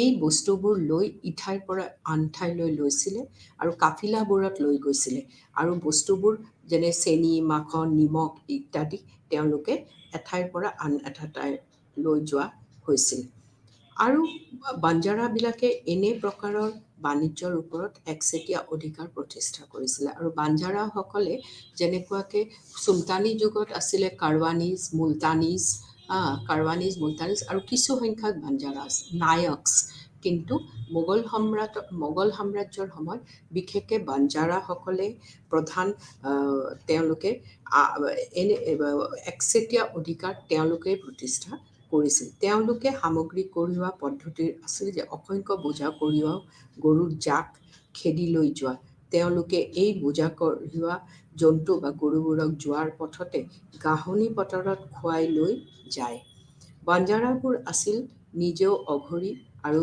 তেওঁলোকে পৰিয়ালক লৈ শিবিৰ টাণ্ডাৰাত দিন কটায় টাণ্ডাবোৰত তেওঁলোকে কি কৰে তেওঁলোকে এঠাইৰ পৰা এঠাইত গৰু খেদি বস্তু লৈ যায় আৰু যাওঁতে তেওঁলোকে তেওঁলোকক খুৱাই ৰাস্তাত খুৱাই ঘাঁহনি পথাৰত খুৱাই লৈ যায় আৰু বনজাৰাবোৰ আছিল অঘৰী মানে তেওঁলোকৰ কোনো ফিক্স জাগা নাছিলে য'ত তেওঁলোকৰ ঘৰবোৰো সেই কাফিলাৰ মাজতে তেওঁলোকৰ ঘৰ আছিলে আৰু তেওঁলোকে পৰিয়ালক লৈ শিবিৰ আৰু টাণ্ডাবোৰত নিজৰ জীৱন নিৰ্বাহ কৰে এটা ডাঙৰ শিবিৰত 600 বা 700 মানুহ আৰু 12,000 বা 15,000 আনকি 20,000 লৈ বলদ গৰু আছিল আৰু এইবোৰ প্ৰায় 1600 পৰা 27 টনলৈ সামগ্ৰী কঢ়িয়াইছিল যেতিয়া তেওঁলোকে এটা বিশাল সেনাবাহিনী কঢ়িয়াবলগীয়া হৈছিল তেতিয়া বনজাৰাসকলে 1 লাখ বলদ গৰু সংগ্ৰহ কৰিছিল মুঠতে তেওঁলোকে কেইবা হাজাৰ টন সামগ্ৰী কঢ়িয়ায় স্থূল পথেৰে আন ব্যৱস্থাৰ সামগ্ৰী কঢ়িওৱাতকৈ এই পদ্ধতিৰে অতি কম খৰচতে এঠাইৰ পৰা আন এঠাইলৈ সামগ্ৰী পৰিবহণ কৰিব পাৰি কিন্তু ইয়াৰ গতিবেগ কম নদী পথবোৰৰ অতি কম খৰচতে সামগ্ৰী অনা নিয়া কৰিব পাৰি নদী পথেৰে বংগ হিন্দু আৰু কাশ্মীৰত সামগ্ৰীবোৰ নাৱেৰে কঢ়িয়াও হৈছিলে মই সেইটো চুলতানেট সময়তো আলোচনা কৰিছোঁ যে নাৱেৰেও বস্তু এইটো ঠাইৰ পৰা আৰু এটা আন ঠাইলৈ লৈ যোৱা হৈছে আগ্ৰাৰ পৰা 300 পৰা 500 টন ভৰ্তি সামগ্ৰী লৈ নাও পাটনালৈ আৰু যমুনা আৰু গংগাৰে বংগলৈ যাত্ৰা কৰিছিল একেদৰে লাহোৰ আৰু মুলতান নদীৰ বন্দৰ আছিল যি স্থানৰ পৰা বেংগললৈ 10,000 টন নিমখ নাৱেৰে পৰিবহণ কৰা হৈছিল এনেদৰে নদী পথেৰে প্ৰচুৰ পৰিমাণৰ বাণিজ্যিক সামগ্ৰী প্ৰেৰণ কৰা হৈছিল মানুহে উটৰ পিঠিত বোজা উঠাই দি আগ্ৰাৰ পৰা চুৰাটলৈ পৰিবহণ খৰচ আন ব্যৱস্থাতকৈও 4 গুণ বেছি আছিলে মোগল সম্ৰাটসকলৰ সময়ত এই ধৰণৰ ব্যৱস্থা আছিলে কৃষক শ্ৰেণীৰ কাৰণে স্থানীয় বজাৰবোৰ যথেষ্ট গুৰুত্বপূৰ্ণ আছিল আৰু এই বজাৰবোৰ নগৰ আৰু চাৰিওদিশৰ গাঁওবোৰক লৈ গঠিত এখন স্থানীয় ব্যৱসায় বাণিজ্যৰ কেন্দ্ৰ আৰু প্ৰতিটা আজি চুলতানী যুগতে হওক বা আজি মোগল যুগতে হ'ল প্ৰতিটা জাগাতে মন কৰিবলগীয়া হ'ল যে প্ৰতিটা জাগাতে ব্যৱসায় বাণিজ্যৰ লগতে এটা কেন্দ্ৰৰ উত্থান হোৱা দেখা যায় নগৰবোৰ দিল্লী পিয়ন দাস আদিৰ ভৰপূৰ নগৰবোৰ শিল্পী পিয়ন দাস আদিৰে ভৰপূৰ আকবৰৰ সাম্ৰাজ্যত 120খন ডাঙৰ নগৰ আৰু 3,200 সৰু নগৰ আৰু এইবোৰৰ অধীনত 100 পৰা 1,000 লৈ গাঁও আছিল ভাৰতৰ আটাইতকৈ ডাঙৰ নগৰখন আছিল আগ্ৰা নগৰবোৰক খাদ্য যোগান ধৰাৰ উপৰিও গাঁৱৰ পৰা বজাৰৰ যোগেদি শিল্পকৰ্মৰ বাবে কেঁচা মাল যোগান ধৰিব লাগিছিল অকল খাদ্যৰ ক্ষেত্ৰতে গ্ৰাম্য উৎপাদনৰ এক বুজন অংকৰ প্ৰয়োজন হৈছিল গ্ৰাম্য উৎপাদনৰ উন্নত মানৰ সামগ্ৰীবোৰ ৰাজপৰিয়াল অভিজাত বিষয়া সদাগৰ আৰু ধনী লোকসকলে ভোগ কৰা যেনে উন্নত গুণৰ চাউল চেনি মাংস মছলা আদি সামগ্ৰী উন্নতি মূল্য দি ভোগ কৰে নগৰত বাস কৰা সকলো শিল্পীয়ে তেওঁলোকৰ কৰ্মৰ কাৰণে কেঁচা সামগ্ৰী যেনে কপাহ নীল ৰং চিল্ক আদি সামগ্ৰী বজাৰৰ যোগেদি আহৰণ কৰে। কৃষকৰ উৎপাদনৰ এক বৃহৎ অংশ বজাৰলৈ যায় আৰু তাৰ পৰা নগৰলৈ যোগান ধৰা হয়। বজাৰৰ সৈতে কৃষকৰ সম্পৰ্ক অতি গুৰুত্বপূৰ্ণ। কেতিয়াবা ৰাজহৰ সলনি কৃষকে উৎপাদিত সামগ্ৰী আদায় দিয়ে আৰু তেতিয়া জাগিৰদাৰ বা তেওঁৰ এজেণ্ট এই সামগ্ৰীবোৰৰ বজাৰত বিক্ৰীৰ ব্যৱস্থা কৰে আৰু তেতিয়া তেওঁলোকৰ কৃষকতকৈও বেছি দামত বিক্ৰী কৰি লাভান্বিত হয়। অৱশ্যে বহু প্ৰদেশত নগদ ধনেৰে কৃষকে ৰাজহ দিবলৈ বাধ্য হোৱাৰ বাবে কৃষকে তেওঁলোকৰ উৎপাদিত সামগ্ৰী বজাৰত বিক্ৰী কৰি নগদ ধন সংগ্ৰহ কৰি লয়। তেতিয়া কৃষকে গৰুগাড়ীত তেওঁৰ উৎপাদিত সামগ্ৰী স্থানীয় বজাৰ বা নগৰৰ বজাৰলৈ নি বিক্ৰী কৰে। অসংখ্য কৃষকে কেতিয়াও মুকলি বজাৰলৈ যাবলৈ সমৰ্থ নহয়। তেনে কৃষকে তেওঁলোকৰ সামগ্ৰীবোৰ ধৰুৱাৰ হাতত পূৰ্বে চুক্তিবদ্ধ হোৱা মতে অৰ্পণ কৰে। সেই ধৰুৱা বা মহাজনসকলে সদাগৰো হ'ব পাৰে বা গাঁৱৰ ঋণদাতাও হ'ব পাৰে। তাৰমানে তাতে ঋণৰ আদান প্ৰদান চলি থাকিছিলে আৰু তেওঁলোকে ঋণদাতাও হ'ব পাৰে। সেই ক্ষেত্ৰত কৃষকসকলে কম মূল্যত উৎপাদিত সামগ্ৰীবোৰ বিক্ৰী কৰে। তাৰোপৰি কৃষকসকলে নগদ ধনেৰে ৰাজহ আদায় আৰু অন্যান্য কৰ প্ৰদানৰ কাৰণ বা পৰিয়াল প্ৰয়োজনীয় সামগ্ৰী ক্ৰয়ৰ বাবে শস্যলৈ বজাৰলৈ যাব লগা হয়। কিন্তু প্ৰায়ে একাধিপত্য প্ৰতিষ্ঠাৰ বাবে স্থানীয় কৰ্তৃপক্ষবোৰৰ কৃষকে তেওঁৰ উৎপাদিত সামগ্ৰী তেওঁৰ প্ৰিয় ক্ৰেতা বা ক্ৰেতা দলৰ বাহিৰে আনৰ ওচৰতো বিক্ৰী কৰাত বাধা প্ৰদান কৰিছিল যাতে তেওঁ ক্ষতিগ্ৰস্ত হ'ব লগা নহয়। কৃষকৰ ঋণগ্ৰস্তা, বিভিন্ন প্ৰকাৰৰ কৰ, বজাৰৰ ভুল নীতি আৰু একাধিপত্য আৰোপ এই আটাইবোৰৰ কৃষকে লাভ কৰা মূল্য আৰু সাধাৰণ বজাৰতে পোৱা মূল্যৰ মাজত ব্যৱধান বৃদ্ধি কৰিছিল। আনহাতে সকলো কৃষকে লাভ কৰা মূল্য বেলেগ বেলেগ। গাঁৱৰ শস্যৰ মূল্য সমগ্ৰ পৰগনাৰ ৫% পাৰ্থক্য হয়। তৎসত্ত্বেও গাঁও আৰু স্থানীয় নগৰৰ বজাৰবোৰৰ মূল্য সাধাৰণতে এটা নিশ্চিত অনুপাত ৰক্ষা কৰে। যদি পাৰ্থক্যৰ ব্যৱধান বেছি হয় তেতিয়া সদাগৰ আৰু ক্ৰেতাসকলে কৃষকৰ পৰা প্ৰত্যক্ষভাৱে সামগ্ৰী কিনিবলৈ চেষ্টা কৰে। কাৰ্যতঃ তেতিয়া বজাৰৰ চাহিদা অনুসৰি কৃষি সামগ্ৰী হ্ৰাস পায়। তেতিয়া চতুৰ ব্যৱসায়ীসকলে সামগ্ৰীৰ মূল্য বৃদ্ধি কৰে। মোগল সম্ৰাটসকলে বহুত নতুন নগৰ নিৰ্মাণ কৰিছিলে। এই নগৰবোৰ ব্যৱসায় বাণিজ্যৰ কেন্দ্ৰ হৈ পৰিছিল। এই নগৰবোৰ যিবোৰ গঢ়ি উঠিছিলে এইবোৰ ব্যৱসায় কেন্দ্ৰ হৈ পৰিছিল। আগ্ৰা আৰু ফতেহপুৰ দুখন ডাঙৰ নগৰ আছিল। লাহোৰ এখন ব্যৱসায়ৰ বাবে ডাঙৰ নগৰ। আহমেদনগৰ, বুৰহানপুৰ, বেনাৰস, পাটনা, বৰ্ধমান, ঢাকা আৰু চিটাগং মোগলৰ গুৰুত্বপূৰ্ণ নগৰ আৰু ব্যৱসায়ৰ কেন্দ্ৰ। মীনা বজাৰ এখন বিশেষ বজাৰ আৰু জনকল্যাণ বা দাতব্য অনুষ্ঠান আৰু লাভৰ বিষয়ে চিন্তা নকৰা সংগঠনবোৰ ধন সংগ্ৰহৰ বাবে অনুষ্ঠিত কৰি তাৰ জৰিয়তে সামগ্ৰী বিক্ৰী কৰে। মোগলৰ সময়ত এই মীনা বজাৰক কুহৰুজ বা আনন্দৰ দিন বুলি কোৱা হৈছিল। এনেধৰণৰ বজাৰ কেৱল মহিলাৰ বাবে অনুষ্ঠিত হৈছিল। সম্ৰাট হুমায়ুনে প্ৰথম এনে বজাৰ সংগঠিত কৰিছিল, কিন্তু আকবৰ আৰু তেওঁৰ উত্তৰাধিকাৰীসকলে ইয়াক বহলকৈ অনুষ্ঠিত কৰিছিলে। কিন্তু আকবৰ আৰু তেওঁৰ সাধাৰণ লোকৰ বাবে এনে বজাৰ বন্ধ আছিল। কেৱল মোগলৰ হাৰেমৰ মহিলা, ৰাণী, ৰাজকুমাৰী, ডা-ডাঙৰীয়া, ঘৈণী আৰু কন্যাৰ বাবে বিভিন্ন কাপোৰ, অলংকাৰ, হস্তশিল্পৰ সামগ্ৰী বিক্ৰী কৰিবলৈ এনে বজাৰ অনুষ্ঠিত হৈছিল। এই হ'ল মীনা বজাৰ।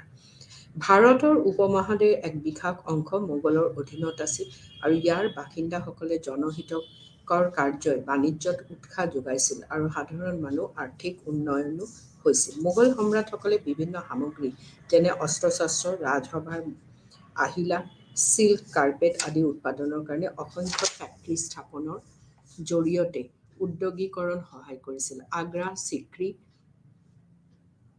ফতেহপুৰ, দিল্লী, জৌনপুৰ, আহমেদাবাদ, বুৰহানপুৰ, লাহোৰ আৰু মুৰ্ছিদাবাদ আদি নগৰৰ বজাৰবোৰত উচ্চ শ্ৰেণীৰ লোকৰ বাবে মূল্যৱান ধাতু, অলংকাৰ আৰু আন মূল্যৱান সামগ্ৰী সেই ফেক্টৰীবোৰত উৎপাদিত কৰিছিল। ৰাল্ফ ফিছৰ মতে আগ্ৰা আৰু চিক্ৰী জনবহুল নগৰ আছিল আৰু নগৰ দুখনৰ মাজৰ 12 মাইলৰ দূৰত্ব সমগ্ৰ পথছোৱাত নানা প্ৰকাৰৰ বজাৰ আছিল। শ্বাহজাহান আৰু ঔৰংজেবৰ ৰাজত্ব কালছোৱাত দিল্লীৰ গুৰুত্ব বৃদ্ধি পাইছিল আৰু ই প্ৰধান নগৰ হৈ পৰিছিল আৰু শিল্প বাণিজ্যৰ কেন্দ্ৰস্থল হৈ পৰিছিল। মোগল যুগত 120খন চহৰ আৰু ৩,২০০খন নগৰ আছিল আৰু ই প্ৰশাসনিক কেন্দ্ৰ হিচাপে গঢ়ি উঠিছিল।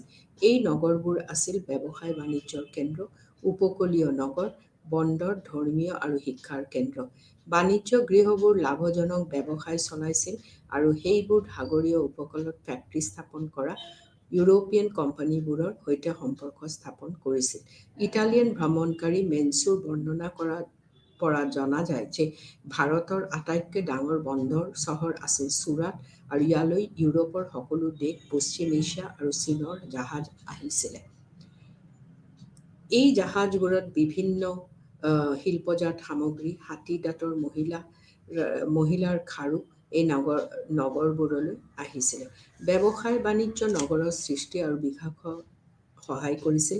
আগ্ৰা, পাটনা, এলাহাবাদ, টট্টু, জম্মু, আজমেৰ, খানদেশ, কৰমণ্ডল আৰু কন্যাকুমাৰী বেপাৰ বাণিজ্যৰ ডাঙৰ কেন্দ্ৰ আছিল। আবুল ফজলে লিখিছে যে কাবুল আৰু কান্ধাৰ হিন্দুস্তানৰ দুখন দুৱাৰ আছিল, এখন তুৰ্কিস্তানলৈ আৰু পাৰ্চিয়ালৈ যোৱাৰ পথত অৱস্থিত। গোৱা, কালিকাট, কোচিন, মছলিপট্টম, পুলিকাট, নাগপট্টিনাম, চাটগাঁও আৰু শ্ৰীপুৰ সাগৰীয় বাণিজ্যৰ উদ্দেশ্যে ব্যৱহাৰ কৰা হৈছিল। চিটাগং জলদস্যুৰ ভেটি আছিল আৰু ই নগৰখনত আৰাকান আৰু বেংগালুৰুৰ সৈতে যুক্ত আছিল। ইউৰোপীয় কোম্পানীবোৰৰ আগমনৰ মোগল সময়ত নগৰ কেন্দ্ৰ গঢ়ি উঠি গুৰুত্বপূৰ্ণ ভূমিকা পালন কৰিছিল। সোণ, ৰূপ, ব্ৰঞ্জ, লৌহ, তাম আদিৰ শিল্পীসকলে যথেষ্ট উন্নত আছিল। অলংকাৰৰ উপৰিও ধাতুৰ কাম কৰা শিল্পীসকলে কৃষিৰ সঁজুলি, যুদ্ধৰ আহিলা, ঘৰুৱা সামগ্ৰী, দেৱ-দেৱীৰ ৰূপ, ব্ৰঞ্জ আৰু তামৰ মূৰ্তি প্ৰস্তুত কৰিছিল। ঢাকা আছিল মুছলিম কাপোৰৰ বাবে বিখ্যাত। নানা ধৰণৰ কাপোৰ উৎপাদনৰ কাৰণে গঢ়ি উঠা বিখ্যাত নগৰবোৰ আছিল বাৰাণসী, মাণ্ডু, আগ্ৰা, মালৱ আৰু গুজৰাট। আহমেদাবাদ চিল্কৰ আহাৰ বাবে বিখ্যাত আছিল। আবুল ফজলে লাহোৰ, আগ্ৰা আৰু ফতেহপুৰ চিক্ৰীৰ বয়ান প্ৰত্যক্ষ কৰিছিল। এই হ'ল মোগলৰ সময়ৰ ইনলেণ্ড ট্ৰেড আৰু ইণ্টাৰ ৰিজনেল ট্ৰেড মোগলৰ সময়ত। আৰু লগতে মই আলোচনাই কৰিছোঁ যে কি বস্তু এক্সপৰ্ট কৰা হৈছিলে, কি বস্তু ইম্পৰ্ট কৰা হৈছিলে। এক্সপৰ্টৰ ভিতৰত ইণ্ডিগো, চল্টপিটাৰ, আকৌ ইম্পৰ্টৰ ক্ষেত্ৰতো ভাৰতৰ পৰা বহুত বস্তু এক্সপৰ্ট কৰা হ'ল আৰু ইম্পৰ্ট কৰি অনা হৈছিলে অপিয়াম। ফ্ৰান্সৰ মানুহে অপিয়াম আনিছিলে আৰু অকল ফ্ৰান্স নহয়, Dutch and the English company তো এইবোৰ এক্সপৰ্ট এণ্ড ইম্পৰ্টৰ আইটেমছ। আৰু কি ধৰণৰ পথেৰে যোৱা মানুহ আছিলে, তাৰপিছত নাৱেৰে যোৱা নাওতো যোৱা হৈছিলে। আৰু এটা প্ৰধান বস্তু যিটো অনা হৈছিলে, ইম্পৰ্ট কৰা হৈছিলে, এটা বস্তু কেম টু ইণ্ডিয়া, সেইটো হ'ল চিলভাৰ। চিলভাৰটো বাহিৰৰ পৰা অনা হৈছিলে আৰু এটা বিভিন্ন জাগাত কি ধৰণে বেলেগ বেলেগ ৰুট আছিলে এই আন্তঃআঞ্চলিক বাণিজ্যৰ। কি মই কৈছোঁৱে যে বস্ত্ৰ, টেক্সটাইল, নিমখ ফেক্টৰী, ইণ্ডিগো আৰু অন্যান্য সামগ্ৰী এইবোৰ আৰু বাণিজ্যৰ পথ আৰু পৰিবহণৰ মাধ্যম। আগ্ৰা, দিল্লী, কাবুল এটা ৰুট আছিলে। আগ্ৰা, বুৰহানপুৰ, চুৰাট এটা ৰুট আছিলে। তাৰপিছত চুৰাট, আহমদনগৰ, আগ্ৰা, পাটনা, বংগ, ভূমি পৰিবহণ, নদী পৰিবহণ। তো চব মানে এইবোৰ হ'ল। তাৰপিছত যদি তুমি ট্ৰান্সপৰ্টৰ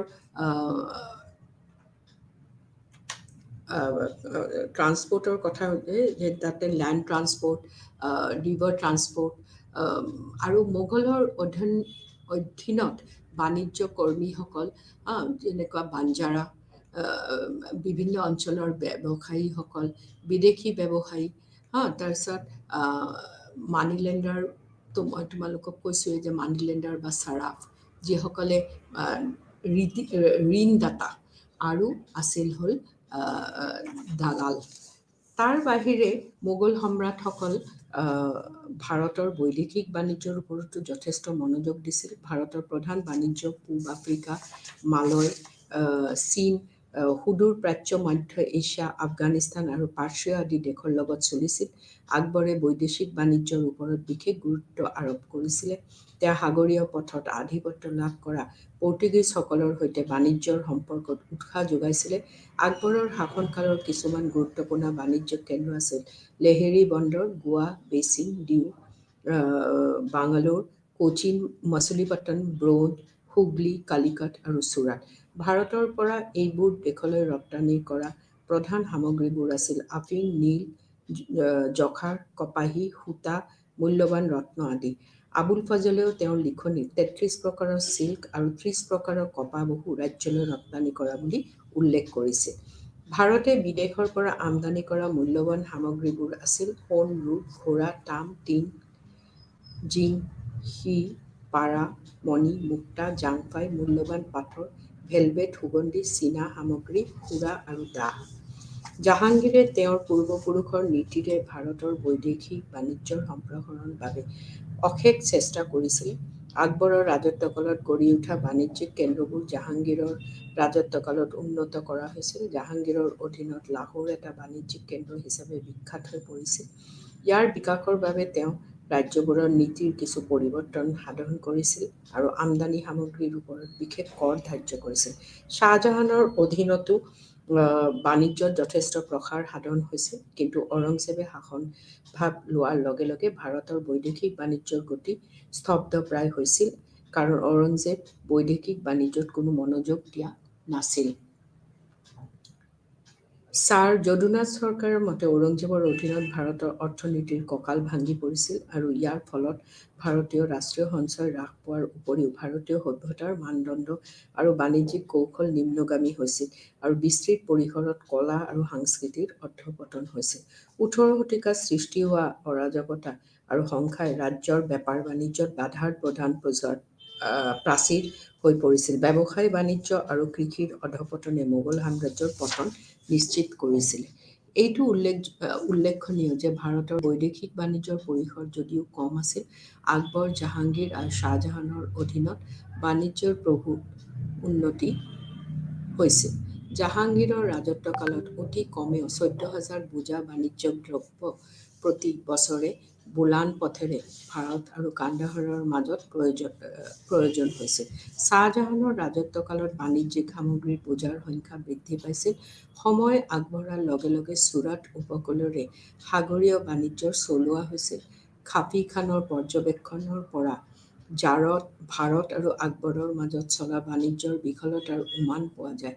তেওঁৰ পৰ্যবেক্ষণৰ পৰা জনা যায় যে গঞ্জি-ছাৱাই নামৰ ৰাজকীয় জাহাজ এখন ৫২ লাখ টকা মূল্যৰ সোণ আৰু ৰূপ মক্কা আৰু জেদ্দাৰ পৰা বিক্ৰীৰ বাবে আনি থকা সময়ত ইংৰাজ জলদস্যুই ভাৰত মহাসাগৰত আক্ৰমণ কৰিছিল। মোগলসকলে ইউৰোপীয় দেশসমূহৰ সৈতে বাণিজ্যিক সম্পৰ্ক স্থাপন কৰাত উৎসাহ যোগাইছিল। মোগল সম্ৰাটসকলে বহুতো ইউৰোপীয় দলক বা দেশকে ভাৰতৰ উপকূলভাগত ফেক্টৰী স্থাপন কৰিবলৈ অনুমতি দিছিল। ভাৰতত ফেক্টৰী স্থাপন কৰিবলৈ অনুমতি দিয়া ইউৰোপীয় ৰাজ্যবোৰ আছিল পৰ্তুগীজ আৰু ইংলেণ্ড। বিদেশী ৰাজ্যৰ সৈতে ভাৰতৰ বাণিজ্যিক দিশৰ এটা উল্লেখযোগ্য বৈশিষ্ট্য হ'ল যে বাণিজ্যৰ আধিপত্য বিদেশীৰ হাতত আছিল। মাত্ৰ কিছু সংখ্যক ভাৰতীয় ব্যৱসায়ী বৈদেশিক বাণিজ্যত লিপ্ত আছিল। ভাৰতীয় ব্যৱসায়ীসকল আছিল প্ৰধানকৈ গুজৰাটী, বনিয়া আৰু দক্ষিণত চিড্ডী। ভাৰতীয় যেতিয়া বাণিজ্যৰ পৰা হোৱা প্ৰভূত লাভৰ বিষয়ে জানিব পাৰিছিল, তেতিয়া বৈদেশিক বাণিজ্যত নিয়োজিত ভাৰতীয়ৰ সংখ্যা বৃদ্ধি হৈ গৈ আছিল। ১৪৯৮ খ্ৰীষ্টাব্দত আচৰিত ধৰণে নতুন সাগৰীয় নাবিক প্ৰথমবাৰৰ বাবে ভাৰতৰ মহাসাগৰত আৱিৰ্ভাৱ হৈছিল। পৰ্তুগীজ নাবিকসকলে ভাস্কো দা গামাৰ নেতৃত্বত আফ্ৰিকাৰ দক্ষিণ বিদেশত ভাৰত মহাসাগৰত উপস্থিত হৈছিল। পৰ্তুগীজসকলে ভাৰতৰ মহাসাগৰীয় বাণিজ্যত অতি আগ্ৰহেৰে যোগদান কৰিছিল, যিহেতুকে ভাৰতীয় বা এছিয়ান বিলাসী সামগ্ৰীৰ ইউৰোপত যথেষ্ট চাহিদা আছিল। পৰ্তুগীজসকলে ভাৰত মহাসাগৰীয় বাণিজ্যত প্ৰৱেশ কৰিছিল তেওঁলোকে উৰ্দ্ধতালি আৰু বন্দুকেৰে ভাৰতৰ পশ্চিম উপকূলত কালিকাট আৰু দক্ষিণ চীনত মাকাওৰ দৰে বন্দৰ নগৰ অৱৰোধ কৰিছিল। পৰ্তুগীজসকলে স্থানীয় সামগ্ৰী আৰু বিদেশী সদাগৰৰ জাহাজবোৰ লুণ্ঠন কৰিবলৈ আৰম্ভ কৰিছিল। তেওঁলোকে বিশেষকৈ মুছলমানসকলক প্ৰধান শত্ৰু হিচাপে গণ্য কৰিছিল আৰু তেওঁলোকৰ সকলো জাহাজ লুণ্ঠন কৰিছিল। 1602 খ্ৰীষ্টাব্দত এটা অতি নিষ্ঠুৰ ইউৰোপীয় শক্তি Dutch East India company Bharat মহাসাগৰত আবিৰ্ভাৱ হৈছিল। পৰ্তুগীজসকলৰ দৰে প্ৰচলিত বাণিজ্যিক ব্যৱস্থাৰ সৈতে জড়িত হোৱাৰ পৰিৱৰ্তে ডাচসকলে মছলাৰ লাভজনক ব্যৱসায়ত একচেটিয়াভাৱে জড়িত হৈছিল। 1680 খ্ৰীষ্টাব্দত ব্ৰিটিছসকলে ব্ৰিটিছ ইষ্ট ইণ্ডিয়া কোম্পানীৰ সৈতে যোগদান কৰিছিল আৰু বাণিজ্যিক পথৰ নিয়ন্ত্ৰণৰ ক্ষেত্ৰত ডাচ ইষ্ট ইণ্ডিয়া কোম্পানীৰ সৈতে প্ৰতিযোগিতাত লিপ্ত হৈছিল। যেতিয়া ইউৰোপীয়ানসকলে শক্তিবোৰ এছিয়া, ইণ্ডোনেছিয়া, ভাৰত, মালয় আৰু বহুতো দক্ষিণ-পূৰ্ব এছিয়াৰ উপনিৱেশত ৰাজনৈতিক নিয়ন্ত্ৰণ সাব্যস্ত কৰিছিল, তেতিয়া তেওঁলোকৰ মাজত পাৰম্পৰিক বাণিজ্যৰ অৱসান হৈছিল। এই হ'ল গোটেই inland trade, oceanic trade, etcetera. চুলতানী যুগৰ পৰা আমাৰ মোগল সম্ৰাটসকলৰ লৈকে। এতিয়া এটা কথা, মই গোটেইখিনি বস্তু তোমালোকক এটা ব্ৰিফ চামাৰী গোটেইখিনি এটা ব্ৰিফ চামাৰী কৰি দিম যে কি ধৰণে এইটো চলিছে। এটা হ'ল যে তুমি এই চেপ্টাৰটো কি ধৰণে পঢ়িবলৈ আগবাঢ়িব পাৰা। এটা হ'ল যে কি ধৰণে প্ৰথমৰ পৰা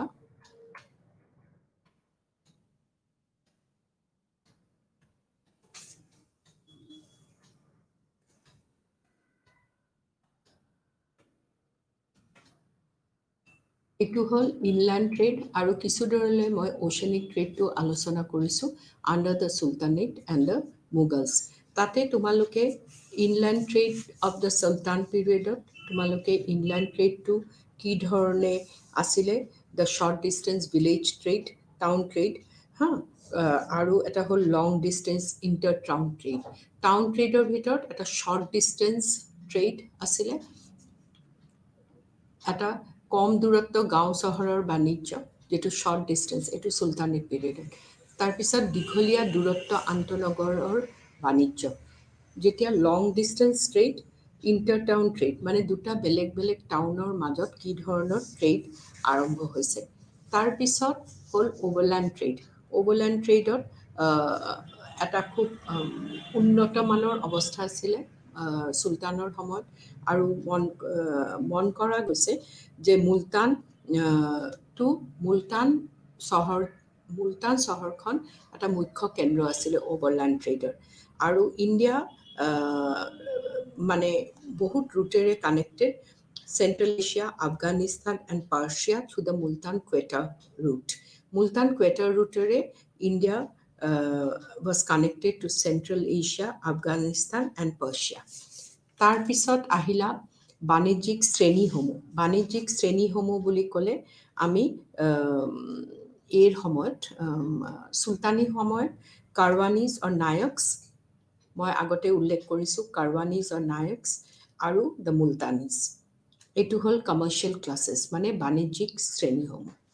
তাৰপিছত হ'ল নগৰীয়া কেন্দ্ৰসমূহৰ উত্থাপন, আৰু নগৰীয়া কেন্দ্ৰ কি উত্থাপন হৈছিলে সেইটো মই তোমালোকক জাগা বিশেষবোৰ কৈ দিছোঁ। তাৰপিছত কি ধৰণৰ ট্ৰান্সপৰ্টটো কি আছিলে, নাও, তাৰপিছত বেছিভাগ জীৱ জন্তু, বুলক কাৰ্টছ এইবোৰকো ব্যৱহাৰ কৰা হৈছিলে, লগতে নাও। তাৰপিছত আমি আহিলোঁ হ'ল পৰিবহণৰ মাধ্যমটো আমি আলোচনা। তাৰপিছত মোগলৰ অধীনত বাণিজ্য, আভ্যন্তৰীণ বাণিজ্য। আৰু আভ্যন্তৰীণ বাণিজ্য প্ৰথম কথাই আমি কৈছোঁ যে বাঞ্জাৰাসকলে প্ৰথম শ্ৰেণী আছিলে যিসকলে বাণিজ্যত কি ধৰণে তেওঁলোকে জড়িত হৈ আছিলে। আৰু তাৰপিছত আন্তঃআঞ্চলিক বাণিজ্য আছিলে তাৰপিছত এক্সপোৰ্ট আৰু ইম্পোৰ্টৰ মোগলৰ অধীনত বাণিজ্যৰ সামগ্ৰীৰ তালিকা যেনেকৈ বস্ত্ৰ মানে টেক্সটাইল, নিমখ, পেট্ৰে, চলপেটাৰ আৰু ইণ্ডিগো। আৰু তাৰ বাহিৰেও কিছু অন্যান্য বস্তু আছিলে যেনেকুৱা অপিয়াম, তাৰপিছত চফ, তাৰপিছত হালধি, টাৰ্মাৰিক, জিঞ্জাৰ এক্সেট্ৰা। এইবোৰ হ'ল বেলেগ বেলেগ। তাৰপিছত ইম্পৰ্টৰ মেইন যিটো বস্তু সেইটো হ'ল আছিলে ইম্পৰ্টৰ মেইন বস্তু আছিলে চিলভাৰ অনা হৈছিলে। তাৰপিছত ইনলেণ্ডৰ ট্ৰেড ৰুট যেনেকুৱাকৈ আগ্ৰা দিল্লী, কাবুল, আগ্ৰা বুৰহানপুৰ, আৰু তাৰপিছত অ'চেনিক ট্ৰেডৰ কথা আমি আলোচনা কৰিছোঁ। Thank you.